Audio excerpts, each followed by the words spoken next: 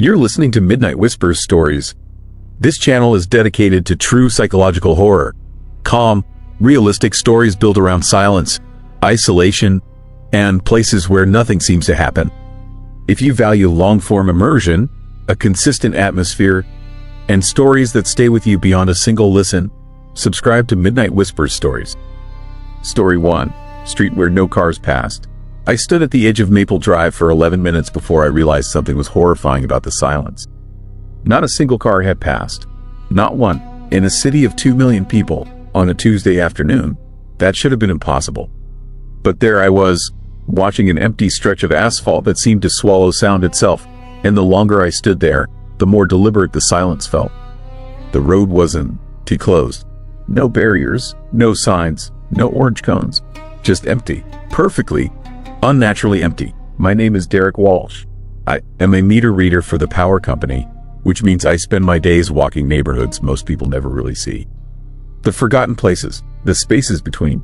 3 weeks ago, I got a work order for a property on Maple Drive in the old Riverside district. The address was 4447 Maple. Simple job, check the meter, log the reading, move on.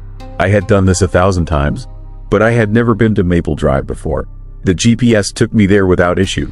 I pulled my truck onto the shoulder just before the street began, a narrow 2-lane road lined with ancient oak trees whose branches formed a canopy so thick that the afternoon sunlight barely penetrated. The houses were old, maybe 1920s or 30s, with peeling paint and sagging porches. Nothing unusual for this part of town, nothing that should have made my chest tighten the way it did. I stepped out of my truck and immediately felt wrong. The air was different here, heavier. It pressed against my skin like something physical, something aware. I pulled out my phone to double-check the address, and that is when I noticed the battery. Full charge when I parked. Now it showed 18% in less than 30 seconds. The first house I passed, number 4401, had newspapers stacked on the porch. Yellow and brittle. I could see the date on the top one. August 14th, 1987. The paper looked fresh, like it had been delivered that morning. But the date was impossible. My hands started to shake. I kept walking. The houses stood silent on both sides, windows dark and watching. No cars in driveways, no lights inside, no movement anywhere. But the creepy part, the part that made my stomach twist into knots, was the street itself. I stood in the middle of Maple Drive and turned in a slow circle. Behind me, I could see the main road where my truck was parked. Traffic moved normally there, cars rushing past, people going about their lives. But here, on this street, nothing moved. Nothing breathed. It was like stepping into a photograph. 11 minutes. That is how long I stood there, waiting for a single vehicle to pass. None did. I found 4447 about halfway down the block. A small craftsman-style house with dark green siding and a front porch that tilted slightly to the left. The lawn was overgrown, wild grass reaching up past my knees as I pushed through to the side of the house where the meter should be. My boots made no sound on the grass. No crunch, no rustle, just silence. The meter was old, one of those analog models with the spinning disc. But the disc wasn't moving. The house had power. I could tell from the faint hum of electricity in the walls, but the meter showed zero usage. Zero, like the house was pulling power from somewhere else. Somewhere the meter couldn't detect. I wrote down the reading and turned to leave. That is when I saw the door. The back door of 4447 stood open. Not wide open, just cracked. Maybe 6 inches. Enough to see inside. Enough to see the darkness that waited there, thick and absolute. I should have left. Every instinct in my body screamed at me to run back to my truck and never return. But something pulled me forward. A curiosity that felt outside myself, like invisible hands guiding my feet toward that open door. The smell hit me first. Not decay, not rot, something worse. Sterile and chemical, mixed with something sweet and organic that made my throat close. I pushed the door open wider and stepped inside. The kitchen was pristine. Dishes in the drying rack, a calendar on the wall showing June 1986, a coffee maker with fresh coffee still in the pot. Steam rose from the surface. I reached out and touched the glass. Hot, recently brewed, but the calendar was almost 40 years old. I called out. My voice died the moment it left my mouth, absorbed by the air itself. No echo, no response, just that suffocating silence pressing in from all sides. I moved through the kitchen into a narrow hallway. Family photos lined the walls. A man, a woman, Two children. Smiling. Normal. But their eyes seemed to follow me as I passed. In every picture, no matter the angle, their eyes tracked my movement.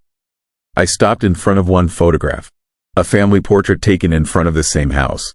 But behind them, in the background, barely visible in the shadows of the porch, stood another figure. Tall and thin, with features I couldn't quite make out. It wore what looked like a dark suit, and even though the photo was blurry, I could feel its attention focused entirely on the family. They seemed unaware of it. The hallway opened into a living room. A television sat in the corner, turned on but showing only static. The white noise should have filled the room, but I heard nothing. Complete silence despite the screen. This activity. A couch faced the TV, and on that couch sat a man. My heart stopped. He was middle-aged, maybe 50, wearing a blue work shirt and khaki pants. His hands rested on his knees. His eyes stared straight ahead at the television, unblinking. He didn't move, didn't breathe. I watched his chest for 30 seconds, looking for any rise and fall. Nothing. I stepped closer, my legs moving against my will. The man, his skin had a waxy quality. Too smooth, too perfect. Like a mannequin, but his eyes were real, wet and alive and filled with something I can only describe as awareness. He was in there, trapped, conscious but unable to move, unable to speak, unable to do anything but sit and watch that empty static screen forever. I ran. I didn't plan. My body just moved, carrying me back through the hallway, through the kitchen, out the back door. I sprinted across the overgrown lawn toward the street, my breath coming in ragged gasps. Behind me, I heard the back door slam shut. Once, twice, 3 times, like something was testing the sound, learning how it worked. I reached Maple Drive and kept running, past the other silent houses, past the ancient oaks, past the newspapers from 1987. My truck appeared ahead, and beyond it, the normal world with its traffic and noise and life. I could see people driving past, completely unaware of this pocket of rawness that existed just yards away. I was 20 feet from my truck when I heard it. Footsteps behind me. Not running, walking, steady and deliberate. The sound of dress shoes on asphalt. I didn't look back. I couldn't. Some primal part of my brain knew that turning around would be the end of everything. I reached my truck, fumbled with the keys, dropped them, grabbed them again. The footsteps grew closer, 10 feet, 5 feet, right behind me. I could feel breath on the back of my neck, cold and wrong. I yanked the door open and threw myself inside, slamming it shut and hitting the locks. In the rearview mirror, I saw nothing. The street behind me was empty, but on the back window, pressed against the glass from outside, was a handprint. Long fingers, too long, smudged with something dark that might have been oil or might have been something worse. I drove for 3 hours before I felt safe enough to stop. I called my supervisor and told him I couldn't to get a reading at 4447 Maple Drive. Equipment malfunction. He questioned it. Later that night, I tried to look up the address online. Nothing. No property records, no tax information, no history. According to every database I checked, 4447 Maple Drive did not exist. The entire street didn't exist. But I had been there. I had the reading in my logbook. I had the memory of that man on the couch, alive and aware and trapped in a body that wouldn't obey. 2 weeks passed. I tried to forget. I took different routes, avoided that part of town. But the nightmares started. Every night, the same dream. I'm walking down Maple Drive, and the houses are watching me. The windows are eyes, the doors are mouths, and at the end of the street, standing in the middle of the road, is the figure from the photograph. The tall one in the dark suit. It waves at me. Come closer, the gesture says. Come see what they made here. Last Tuesday, I got another work order.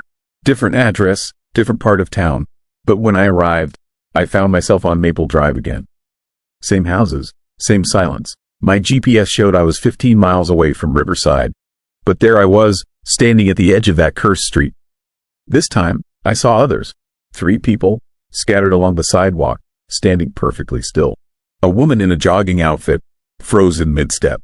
A teenager with a backpack, staring at nothing. An old man with a dog on a leash, both of them motionless like statues. All of them had that same look in their eyes. Awareness, terror, consciousness trapped in bodies that had become prisons. I understood then what Maple Drive was. Not a street, a collection point, a place where something gathered people, studied them, learned from them. The road wasn't to close because it didn't to need to be. It selected who could enter. And once you entered, once you stood in that deliberate silence and felt the weight of its attention, you were marked.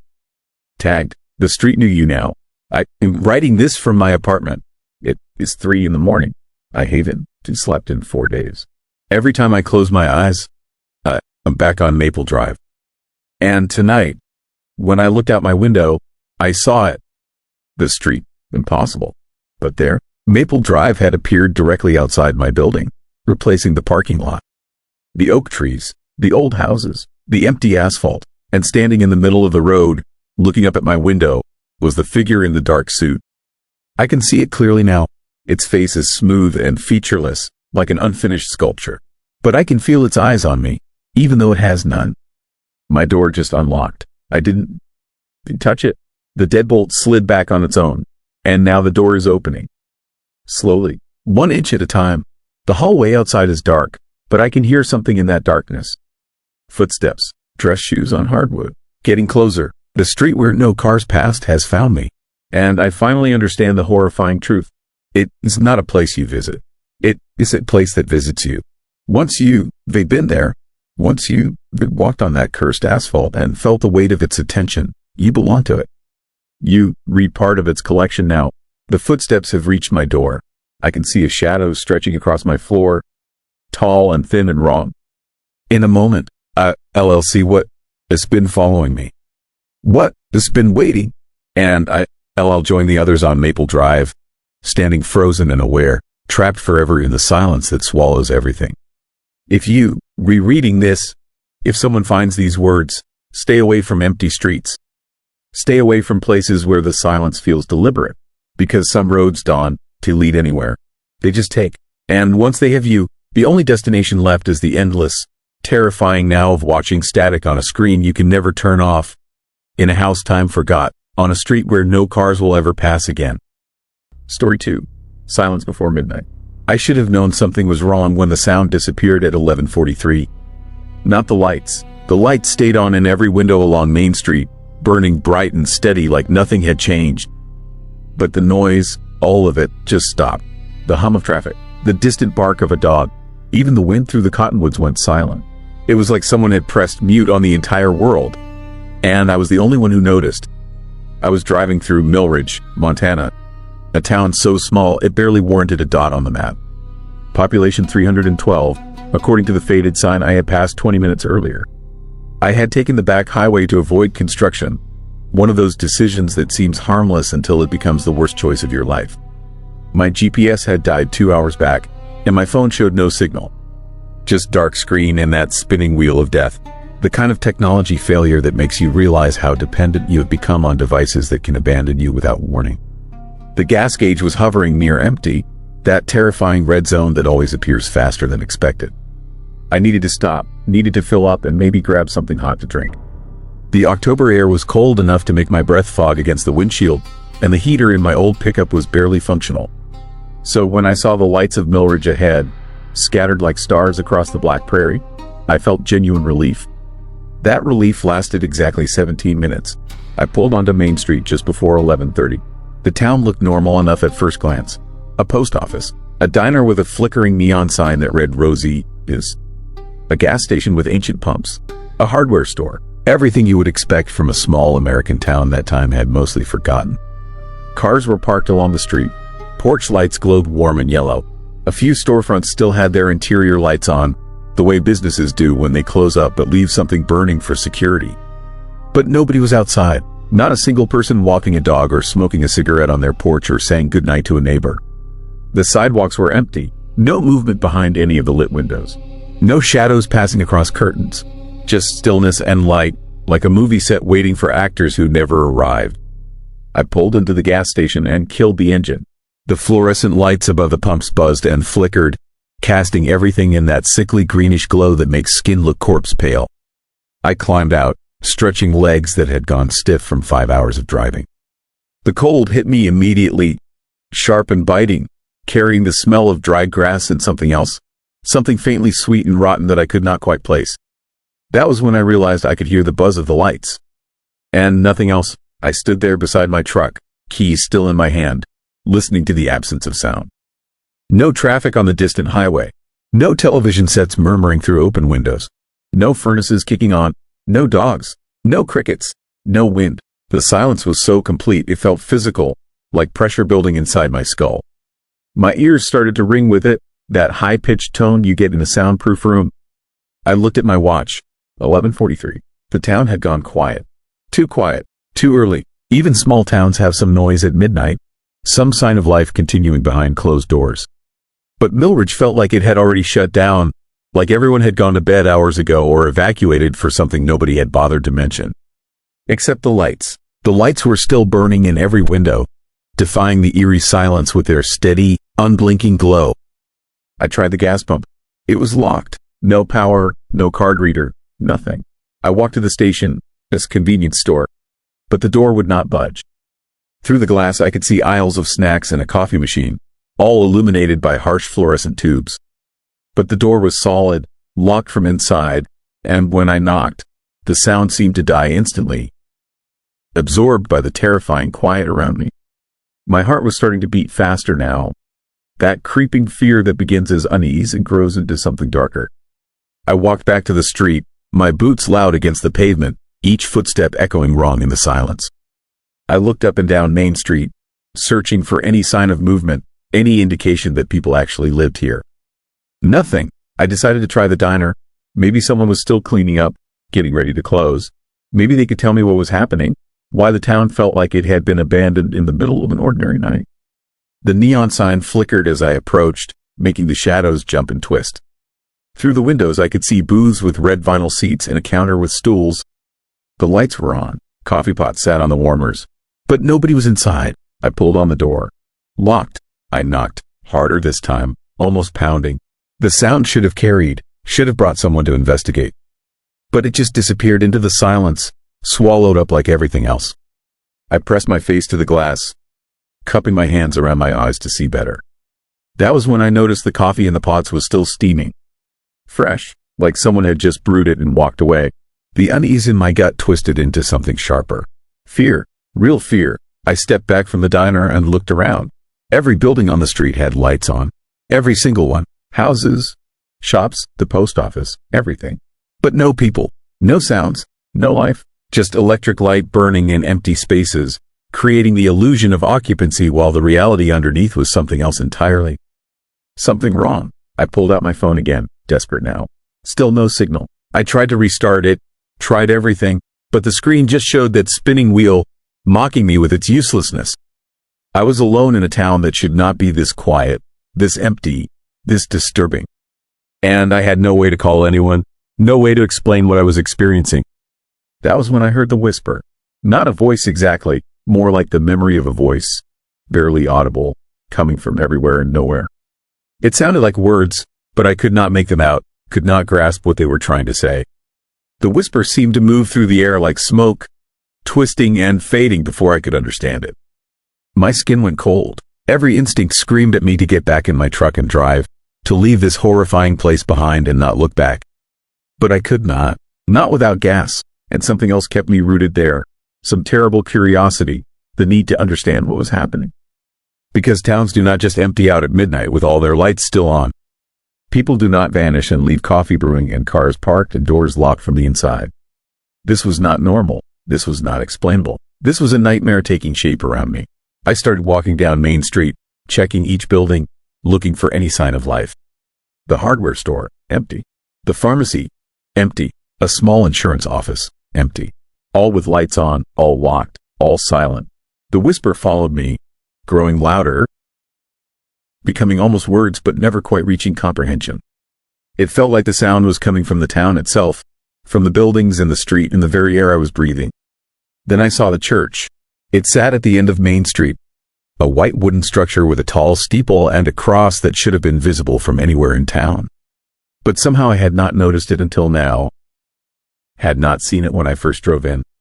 The church was lit up like everything else, warm light pouring from its windows, but there was something different about it. Something that made my chest tighten with dread. The front doors were open, wide open, like an invitation or a warning. I could see into the vestibule, could see the wooden pews beyond, could see candles burning on the altar. And I could hear something now, underneath the whisper. A low hum, rhythmic and constant, like a generator or machinery running deep underground.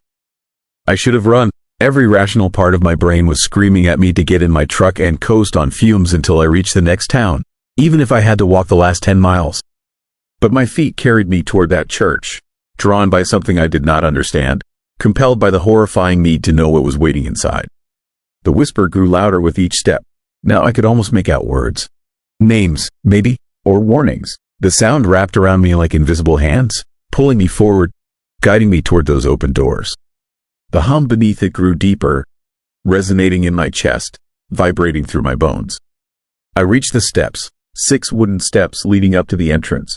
The light from inside was warmer than it should be, almost orange, flickering slightly like real flames even though I could see electric fixtures on the ceiling. The smell hit me again, that sweet rot I had noticed at the gas station, but stronger now, thick enough to taste. I climbed the steps. The humming was louder inside, coming from below, from beneath the floorboards. I walked through the vestibule into the main chapel. The pews were empty. The candles on the altar burned without flickering, their flames perfectly still in air that should have been moving. Behind the altar, a door stood open, revealing stairs leading down into darkness. The whisper became words. Come down, come see, come understand. Every horror movie I had ever watched, every creepy story I had ever read, every warning my mother had given me about trusting my instincts, all of it screamed that I should leave, that I should not go down those stairs, that whatever was below was something human beings were not meant to witness. But I went anyway. The stairs were wooden and old, creaking under my weight, the sound somehow louder than anything I had heard since the silence began. The humming grew stronger, shaking the air, making my teeth ache.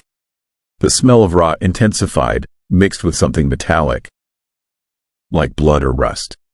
The light from above faded quickly, and within a few steps I was descending into near darkness, guided only by a faint red glow from below. At the bottom, I found them.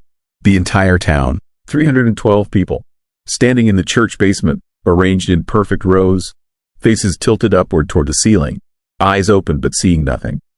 They were not moving, not breathing, not alive in any way that mattered, but they were not dead either. Their skin had a waxy quality, like mannequins, and that red glow was coming from their mouths, from their eyes, from inside them. The humming was coming from them, from their throats, their chests, their entire bodies vibrating with that low, constant sound. And as I stood there, frozen in terror, unable to process what I was seeing, the whisper finally became clear. You were late. The others came before midnight. The change requires everyone. The town must be complete. I understood then. The silence, the lights, the locked doors. Millridge had not shut down early. It had been preparing, waiting, and I had arrived exactly when I was supposed to, drawn by empty roads and dead technology and choices that felt random but were anything but. The people in the rows began to turn their heads toward me, moving in perfect unison, their eyes glowing with that terrible red light. Their mouths opened, and the humming grew louder, resonating through my body, making my vision blur and my thoughts scatter. I tried to back away, tried to climb the stairs, but my legs would not respond. The sound had paralyzed me, had seized control of my muscles, had made me just another piece of whatever horrifying transformation was taking place.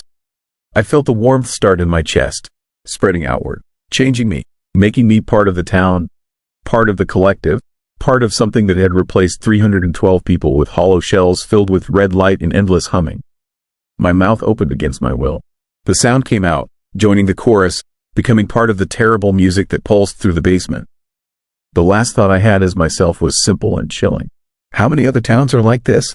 How many other drivers will take the wrong road and arrive at the wrong time in places that went too quiet too early? How many more will join the rows, adding their voices to the humming that never stops? I do not know how long I stood there. Time lost meaning in that basement, in that church, in that town that looked normal but was anything but. When I finally walked back up the stairs, climbed into my truck, and drove away, I was not really me anymore. I was what Millridge had made me, what it makes everyone who arrives after the silence begins but before midnight completes. I am writing this now as a warning, If you are driving late at night and see a town with lights on but no sounds, do not stop. Do not investigate. Do not believe your eyes when they tell you everything is normal. Because some places are hungry, some places wait, and some places know exactly when you will arrive, no matter how random your choices feel. The silence always comes first. The change follows. And by the time you realize what is happening, you are already part of it, humming in the darkness with the others, waiting for the next traveler to complete the collection. Millridge looks normal during the day. People move and talk and live their lives. But they are not people anymore. They are something else, something that wears human faces and maintains the illusion until night falls and the silence returns and the humming begins again in the church basement. I know because I am one of them now. And I am telling you this because the hunger is spreading. More towns are going quiet. More drivers are taking wrong turns. And the red light behind my eyes never stops burning. Even when I pretend to be human. Even when I smile and wave and act like everything is fine. So if you see the lights but hear the silence, remember this story. Remember Millridge. And whatever you do, do not stop to investigate. Because the town is always waiting, always hungry, always one traveler away from being complete. And once you join the rows, once the humming starts in your chest, there is no going back. There is only the silence, the light, and the terrible understanding that you were always meant to arrive exactly when you did. If these stories are working for you, don't leave it to chance. Subscribe to Midnight Whispers Stories. This channel delivers long-form psychological horror with a consistent atmosphere, released regularly, so you always have a place to return for immersive listening. Subscribe now, and stay with the series. Story 3. Park with no night noise. I should have known something was wrong the moment I stepped out of my truck and heard absolutely nothing. No wind rustling through the trees, no insects chirping in the grass, no distant hum of traffic from the highway I had just left 20 minutes ago. The silence was so complete, so unnatural, that I could hear my own heartbeat pounding in my ears. The quiet felt physical, like invisible hands pressed against my skull, muffling every sound that should have existed in a normal forest at night. I was somewhere in northern Oregon, 3 hours off my planned route because my GPS had glitched and sent me down a series of increasingly narrow back roads. The park entrance had appeared suddenly, almost welcomingly, with a weathered wooden sign that read, Stillwater Recreation Area, illuminated by my headlights. I needed to sleep. I had been driving for 16 hours straight, hauling furniture from Seattle to Sacramento, and my eyes were burning with exhaustion. The park looked safe enough. Empty, but safe. That first assumption would haunt me for the rest of my life. The parking area held only my truck, sitting alone under a broken lamppost that flickered irregularly, casting nervous shadows across the cracked pavement. I grabbed my flashlight from the glove box and decided to walk the perimeter before settling in for the night. Something about the oppressive silence made sleeping in my cab feel suddenly dangerous, though I could not explain why. My instincts were screaming at me to leave, but exhaustion and stubborn pride kept my feet moving forward into the darkness beyond the parking lot. The beam of my flashlight cut through the blackness, revealing a narrow trail that wound between towering Douglas firs. Their branches hung motionless overhead, not even trembling in what should have been a breeze. The air tasted stale, as if it had not moved in years. Each footstep I took sounded impossibly loud in the terrifying quiet, echoing back to me in ways that defied the open forest around me. I kept walking, telling myself I would turn back after just a few more minutes, just far enough to shake off the creeping dread that was crawling up my spine like cold fingers. That was when I found the playground. It sat in a small clearing, barely visible in the weak moonlight filtering through the canopy. Swings hung perfectly still on their chains. A slide gleamed dully in the darkness. A merry-go-round rested in the center of the area, its surface covered in a thick layer of undisturbed dust. Everything looked abandoned, forgotten, as if no child had laughed here in decades. But what made my blood run cold was not the decay or the emptiness. It was the fresh footprints in the sand beneath the swings. Small footprints, child-sized, leading from the merry-go-round to the edge of the tree line, then stopping abruptly, as if whoever made them had simply vanished into thin air. The prints were recent. I could tell by their sharp edges and depth. Someone had been here within the last few hours, maybe even minutes. But there was no car in the parking lot except mine. No houses nearby, no campground, nothing that would explain why a child would be wandering alone in this godforsaken place after midnight. I called out into the darkness, my voice sounding small and fragile against the suffocating silence. No response came back. Not even an echo. The sound simply died, swallowed by whatever unnatural force had stolen every other noise from this cursed forest. My hands were shaking now, and not from the cold. The temperature had dropped noticeably since I entered the park, my breath forming small clouds in the beam of my flashlight. I followed the footprints to the tree line, where they disappeared completely. The ground beyond showed no disturbance, no continuation of the trail. It was as if the child had walked to this exact spot and then ceased to exist. I told myself to leave, to run back to my truck and drive until I hit a highway or a gas station or anything that resembled normal civilization. But something kept me rooted in place, staring at those disturbing footprints and trying to rationalize what I was seeing. Maybe it was an animal. Maybe the moonlight was playing tricks on my exhausted brain.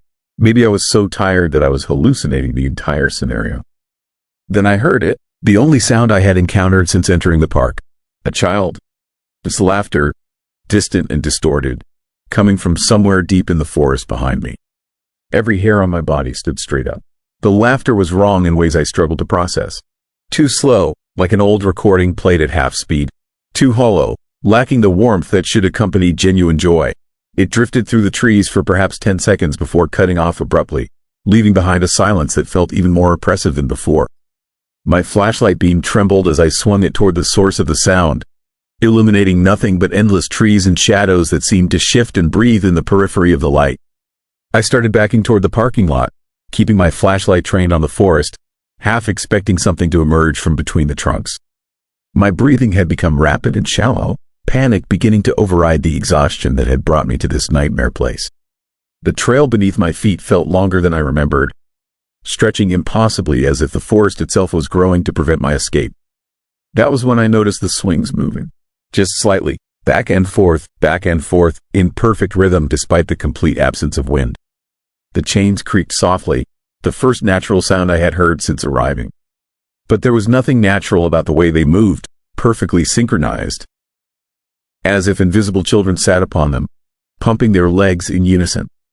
I ran. Pure terror propelled my legs faster than I had moved in years, my flashlight bouncing wildly as I sprinted down the trail toward my truck.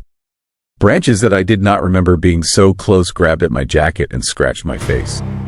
The path seemed to twist and turn in new directions, taking me through sections of forest I had not passed on my way in. My lungs burned and my heart hammered against my ribs, but I did not stop. I could not stop, because behind me, keeping pace with my frantic footsteps, I heard the sound of small feet running through the underbrush. Multiple sets of feet, all moving in eerie synchronization. Getting closer, I burst into the parking lot and nearly sobbed with relief at the sight of my truck, still sitting alone under the flickering lamppost. I fumbled with my keys, my hands shaking so violently that I dropped them twice before finally managing to unlock the door. As I yanked it open and threw myself inside, I made the mistake of looking back toward the trail. They stood at the edge of the tree line, 7 children, all wearing identical faded clothing that looked decades out of style. Their faces were pale, almost luminescent in the weak light, with dark hollows where their eyes should have been. They stood perfectly still, perfectly silent, watching me with those terrible empty sockets. The smallest one raised its hand in a slow wave, its mouth opening in a smile that contained far too many teeth. I started the engine and reversed out of that parking spot so fast my tires screamed against the pavement. The children did not move, did not react. They simply watched as I fled, their heads turning in unison to follow my departure. I drove back down the narrow access road with my headlights on high beam, half convinced that one of those things would suddenly appear in the road ahead of me. The GPS worked perfectly on the way out, directing me back to the highway without any of the confusing detours that had led me to Stillwater Recreation Area in the first place. As soon as I hit the interstate, normal sounds returned. Traffic noise, wind against my windows, the rumble of my truck, its engine. The sudden return of normalcy made the previous hour feel like a fading nightmare, something my exhausted brain had conjured from stress and sleep deprivation. But when I stopped at a rest area 2 hours later, I found something in the bed of my truck that proved it had all been horrifyingly real. A small handprint, pressed into the dust that covered my cargo space. The fingers were too long, the palm too narrow, the proportions all wrong for any human child. And written in the dust beside it, in a childish scrawl, were 4 words that made my blood freeze. "Why did you leave?" I scrubbed that handprint away until my hands bled, but I can still see it when I close my eyes. I completed my delivery to Sacramento and immediately drove home to Montana, calling my dispatcher to say I was taking time off for a family emergency. I have not accepted another long-haul route since that night 3 months ago. Last week, I made the mistake of searching online for information about Stillwater Recreation Area. What I found kept me awake for 3 straight nights. The park was closed in 1987 after 7 children disappeared during a summer camp outing. They were playing in the recreation area when their counselors lost sight of them for less than 5 minutes. When the adults called for them to return, there was no response. A massive search operation found nothing. No bodies, no evidence of abduction, no explanation. The children had simply vanished without a trace. The search teams reported something strange during their investigation. The park had gone completely silent. No birds, no insects, no wind. Just an oppressive quiet that made the searchers uncomfortable and disoriented. Several volunteers claimed to hear children's laughter coming from deep in the forest, but every time they investigated, they found nothing. The park was officially closed 3 months later and has remained abandoned ever since, though the fencing has long since fallen into disrepair. Local rumors say that anyone who enters the park after dark will hear the missing children playing in the woods, forever trapped in whatever moment caused them to disappear. The stories claim the children are looking for someone to join their eternal games, someone to replace them in whatever dark bargain keeps them suspended between life and death. I think about those hollow-eyed figures often, standing at the edge of the trees. I think about that handprint and its chilling message. But mostly, I think about the fact that I got lucky. I escaped before whatever force controls that cursed place could drag me into its silence forever. Because I know, with absolute certainty, that they are still there. Still waiting. Still playing in the darkness where no sounds exist except the ones they choose to make. And I know that every night, in the park with no night noise, 7 children stand at the edge of the parking lot, watching for the next person foolish enough to stop and stay. I will never know what they wanted from me. I will never understand what supernatural horror claims that forgotten corner of Oregon forest. All I know is that somewhere in the silence between normal sounds, between the comfort of traffic noise and wind and life, there exists a darkness so complete that it consumes everything it touches. And sometimes, late at night when my house is quiet, I hear that same oppressive silence pressing against my windows. I hear the absence of sound that should not be absent. And I wonder if maybe, just maybe, I did not escape at all. I wonder if I brought something back with me from that terrifying place, something that followed me home and is waiting for the perfect moment to drag me back into the quiet. The worst part is the doubt, the fear that one night I will wake up to find that same unnatural silence filling my bedroom. That I will look out my window to see 7 pale figures standing in my yard, their empty eyes fixed on my house, their 2 wide mouths smiling with anticipation. Because the children from Stillwater Recreation Area are patient.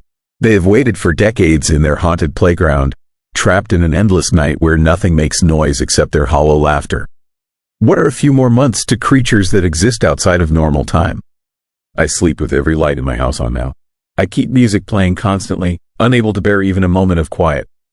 And every time I hear genuine silence, every time the night grows too still, my heart starts racing and I find myself checking the windows, looking for those small pale faces pressed against the glass. They are coming for me. I know this with the same certainty that I know my own name. The question that keeps me awake is not if they will find me, but when.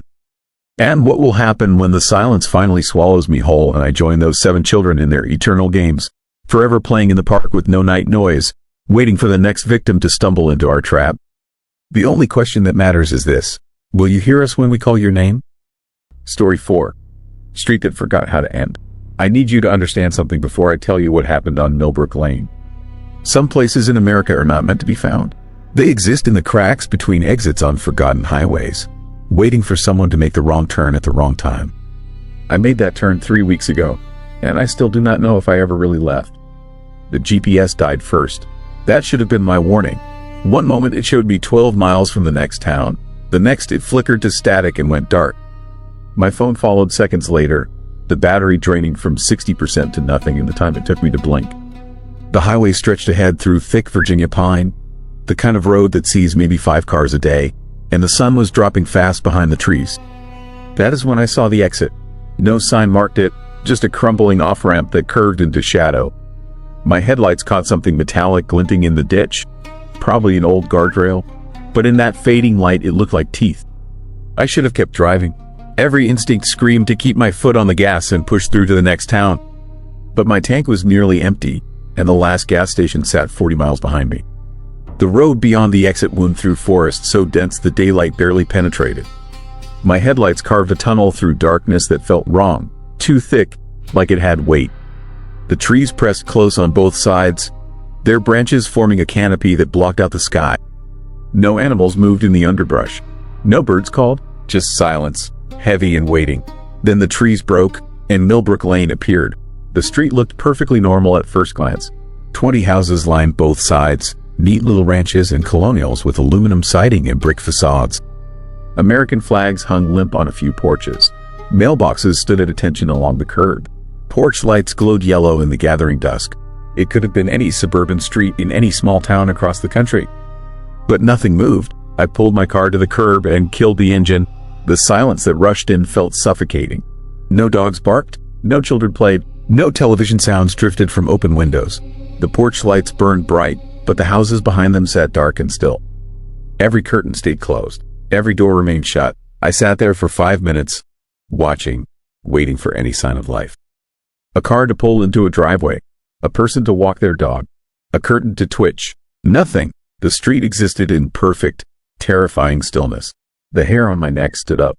Something was deeply wrong here, but I could not identify what. Everything looked normal, average, safe. Yet my body recognized danger my mind could not process. I needed gas. That single fact kept me from turning around and risking running dry on that dark forest road. I opened my car door, and the sound echoed down the empty street like a gunshot. My footsteps on the pavement seemed obscenely loud in that dead quiet. The nearest house sat maybe 30 feet away, a tan ranch with white trim and a concrete walkway leading to the front door. The porch light illuminated a welcome mat, a potted plant, a wooden bench. Normal, painfully, impossibly normal. I knocked. The sound died instantly, swallowed by that oppressive silence. No footsteps approached from inside. No voice called out asking who was there. I knocked again, harder, and the door shifted under my hand. Unlocked. Standing open just a crack. My hand trembled as I pushed it wider. The hinges made no sound. The interior darkness seemed to pulse, like something breathing. I called out a hello that vanished into that void. No echo, no response, just absorption, like the house itself was eating my words. I did not go inside. Every survival instinct I possessed screamed at me to back away. Instead, I moved to the next house. Same result. Door unlocked, darkness waiting beyond. Silence so complete it felt hostile. The third house. The fourth. Every single door on Millbrook Lane stood unlocked and empty, but the porch lights stayed on. The welcome mats lay perfectly arranged. Fresh flowers sat in vases visible through dark windows. Cars occupied driveways with parking permits still stuck to windshields. These houses were not abandoned. They were occupied, recently. Maybe still. The sun disappeared completely. The streetlights should have flickered on, but they stayed dark, leaving only those yellow porch lights to push back against the night. The darkness between the houses grew thicker, more solid. Shadows moved in ways shadows should not move, flowing against the light, reaching. I returned to my car and tried the engine. It turned over once, twice, then nothing. Dead. The interior lights would not work. The door locks would not engage. Even my watch had stopped, the second hand frozen at 8:47. That was when I noticed the patterns. Every house had flowers on the porch. Every mailbox stood at exactly the same height. Every car in every driveway faced the same direction. The symmetry was too perfect, too precise. Human beings do not live with that kind of exactness. We are messy, chaotic, individual. This street had been arranged, staged, like a museum display or a movie set. Or a trap. Movement caught my eye. At the far end of the street, where Millbrook Lane curved back into the forest, something stood in the darkness between streetlights. Tall and still, it watched me with attention I could feel crawling across my skin. I could not make out details. Just a shape slightly darker than the surrounding night. Human-sized but wrong in proportions I could not quite identify. It did not move. It just stood there, observing, waiting. I backed away slowly, keeping my eyes on that distant figure. My heel caught on the curb and I stumbled, throwing out a hand to catch myself. My palm hit the pavement and came away sticky. I pulled out my phone, its dead corpse, and used the faint glow from its black screen to see what I had touched. Red, dark and thick, Still tacky. Blood pooled in the gutter. So much of it the street drain could not handle the volume.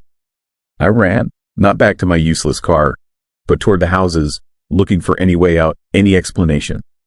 I tried every door, throwing them open and screaming into empty rooms that swallowed my voice. The houses felt occupied, lived in, warm. Dishes sat in drying racks. Laundry waited in baskets. Television remotes rested on coffee tables next to half-empty glasses of water. But no people, nowhere, not in bedrooms or bathrooms or basements. Just empty homes arranged in perfect order, waiting. In the seventh house, I found the photographs. They covered the walls of the living room. Dozens of frames showing the same scene repeated over and over. Families standing on this street, on this exact stretch of Millbrook Lane, smiling at the camera. Different families, different time periods judging by clothing and hairstyles, but always the same location. Always the same houses visible in the background. Always the same forced quality to their smiles, like they were trying very hard to look happy. And in every single photograph, standing in the background just visible at the edge of the frame, that same tall dark shape watched from the shadows. The temperature dropped. My breath misted in the air despite the summer heat that had been suffocating just an hour ago. Frost formed on the windows, spreading in patterns that looked almost like handprints. The porch lights started flickering, not randomly but in sequence, moving down the street toward me. I heard it then, footsteps, slow and deliberate, moving along the sidewalk outside.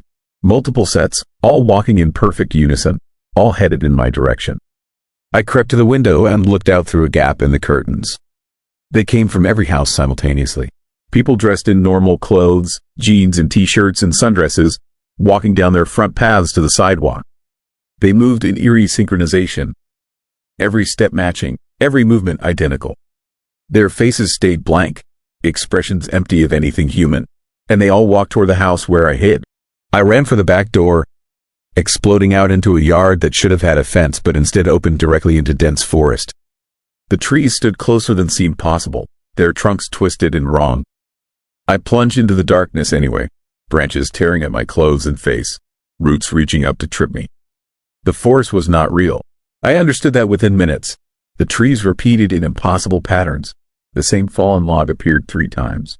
The same distinctive rock formation kept emerging from the undergrowth no matter which direction I ran. The forest was a loop, a maze with no exit, and somewhere behind me those footsteps followed, never hurrying, never stopping.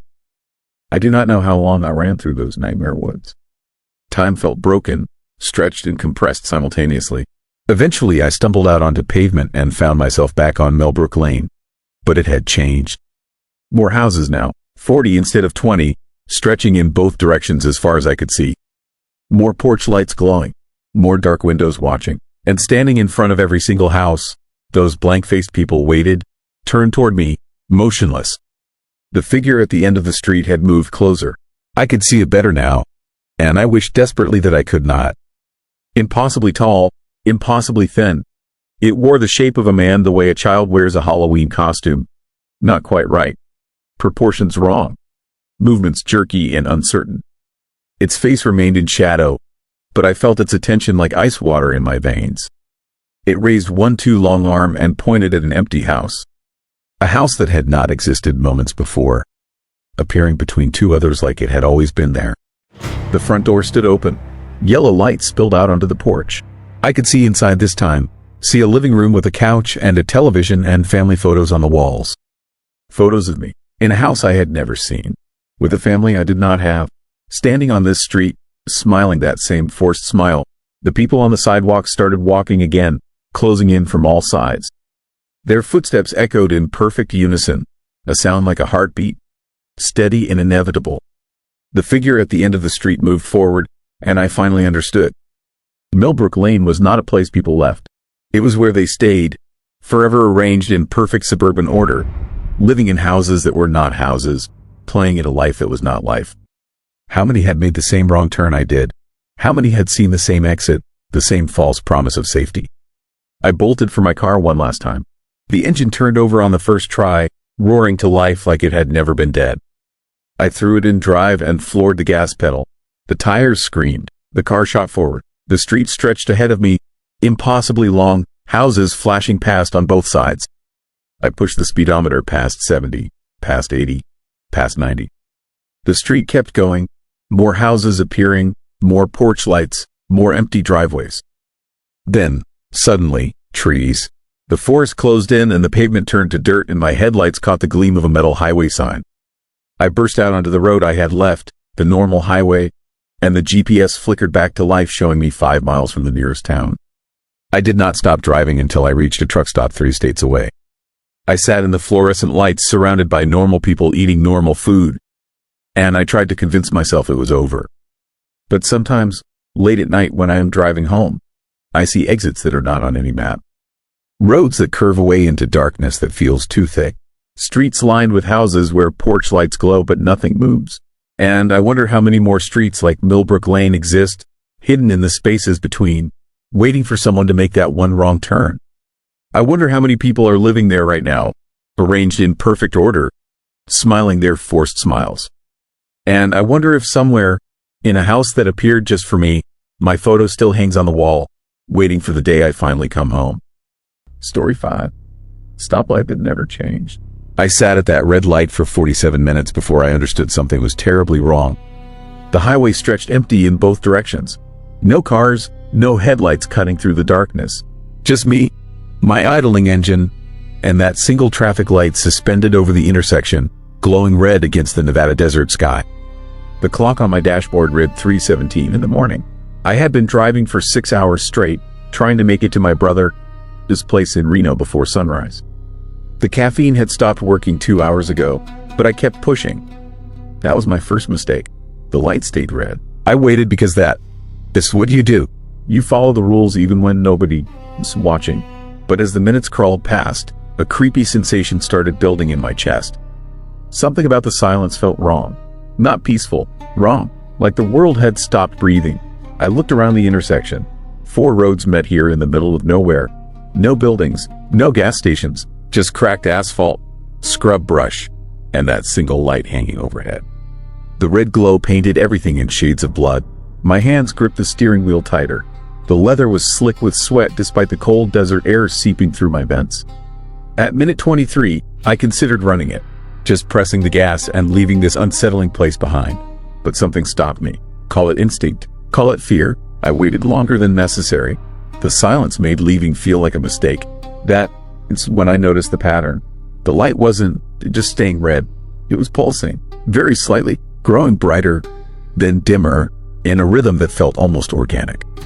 Like breathing, like a heartbeat. I counted the intervals, 7 seconds bright, 5 seconds dim, 7 seconds bright, 5 seconds dim. Over and over, a horrifying realization crept into my thoughts. This wasn't a malfunction. This was deliberate. I shifted into park and killed my engine. Stupid move, but I needed to hear what was out there. The desert night rushed in through my closed windows. Wind whispered across the sand. Something else whispered too, a low hum that seemed to come from everywhere and nowhere. From the ground, maybe, or from the air itself. The sound made my teeth ache. My phone showed no signal. Of course, I hadn't seen a cell tower for 50 miles. The last town I passed through was a collection of abandoned buildings and a sun-faded sign that read population 312. Someone had spray painted a question mark after the number. I should have stopped there. Found a motel, waited until daylight, but I kept driving. Second mistake. I stepped out of the car. The desert cold bit through my jacket immediately. Above me, the stoplight continued its chilling pulse. Red, darker red, red, darker red. I walked to the center of the intersection and looked up at it. The metal housing was rusted and ancient. Wires snaked up into a wooden pole that looked ready to collapse. But the light itself was pristine, modern, LED bright, like someone had installed new technology into a forgotten relic.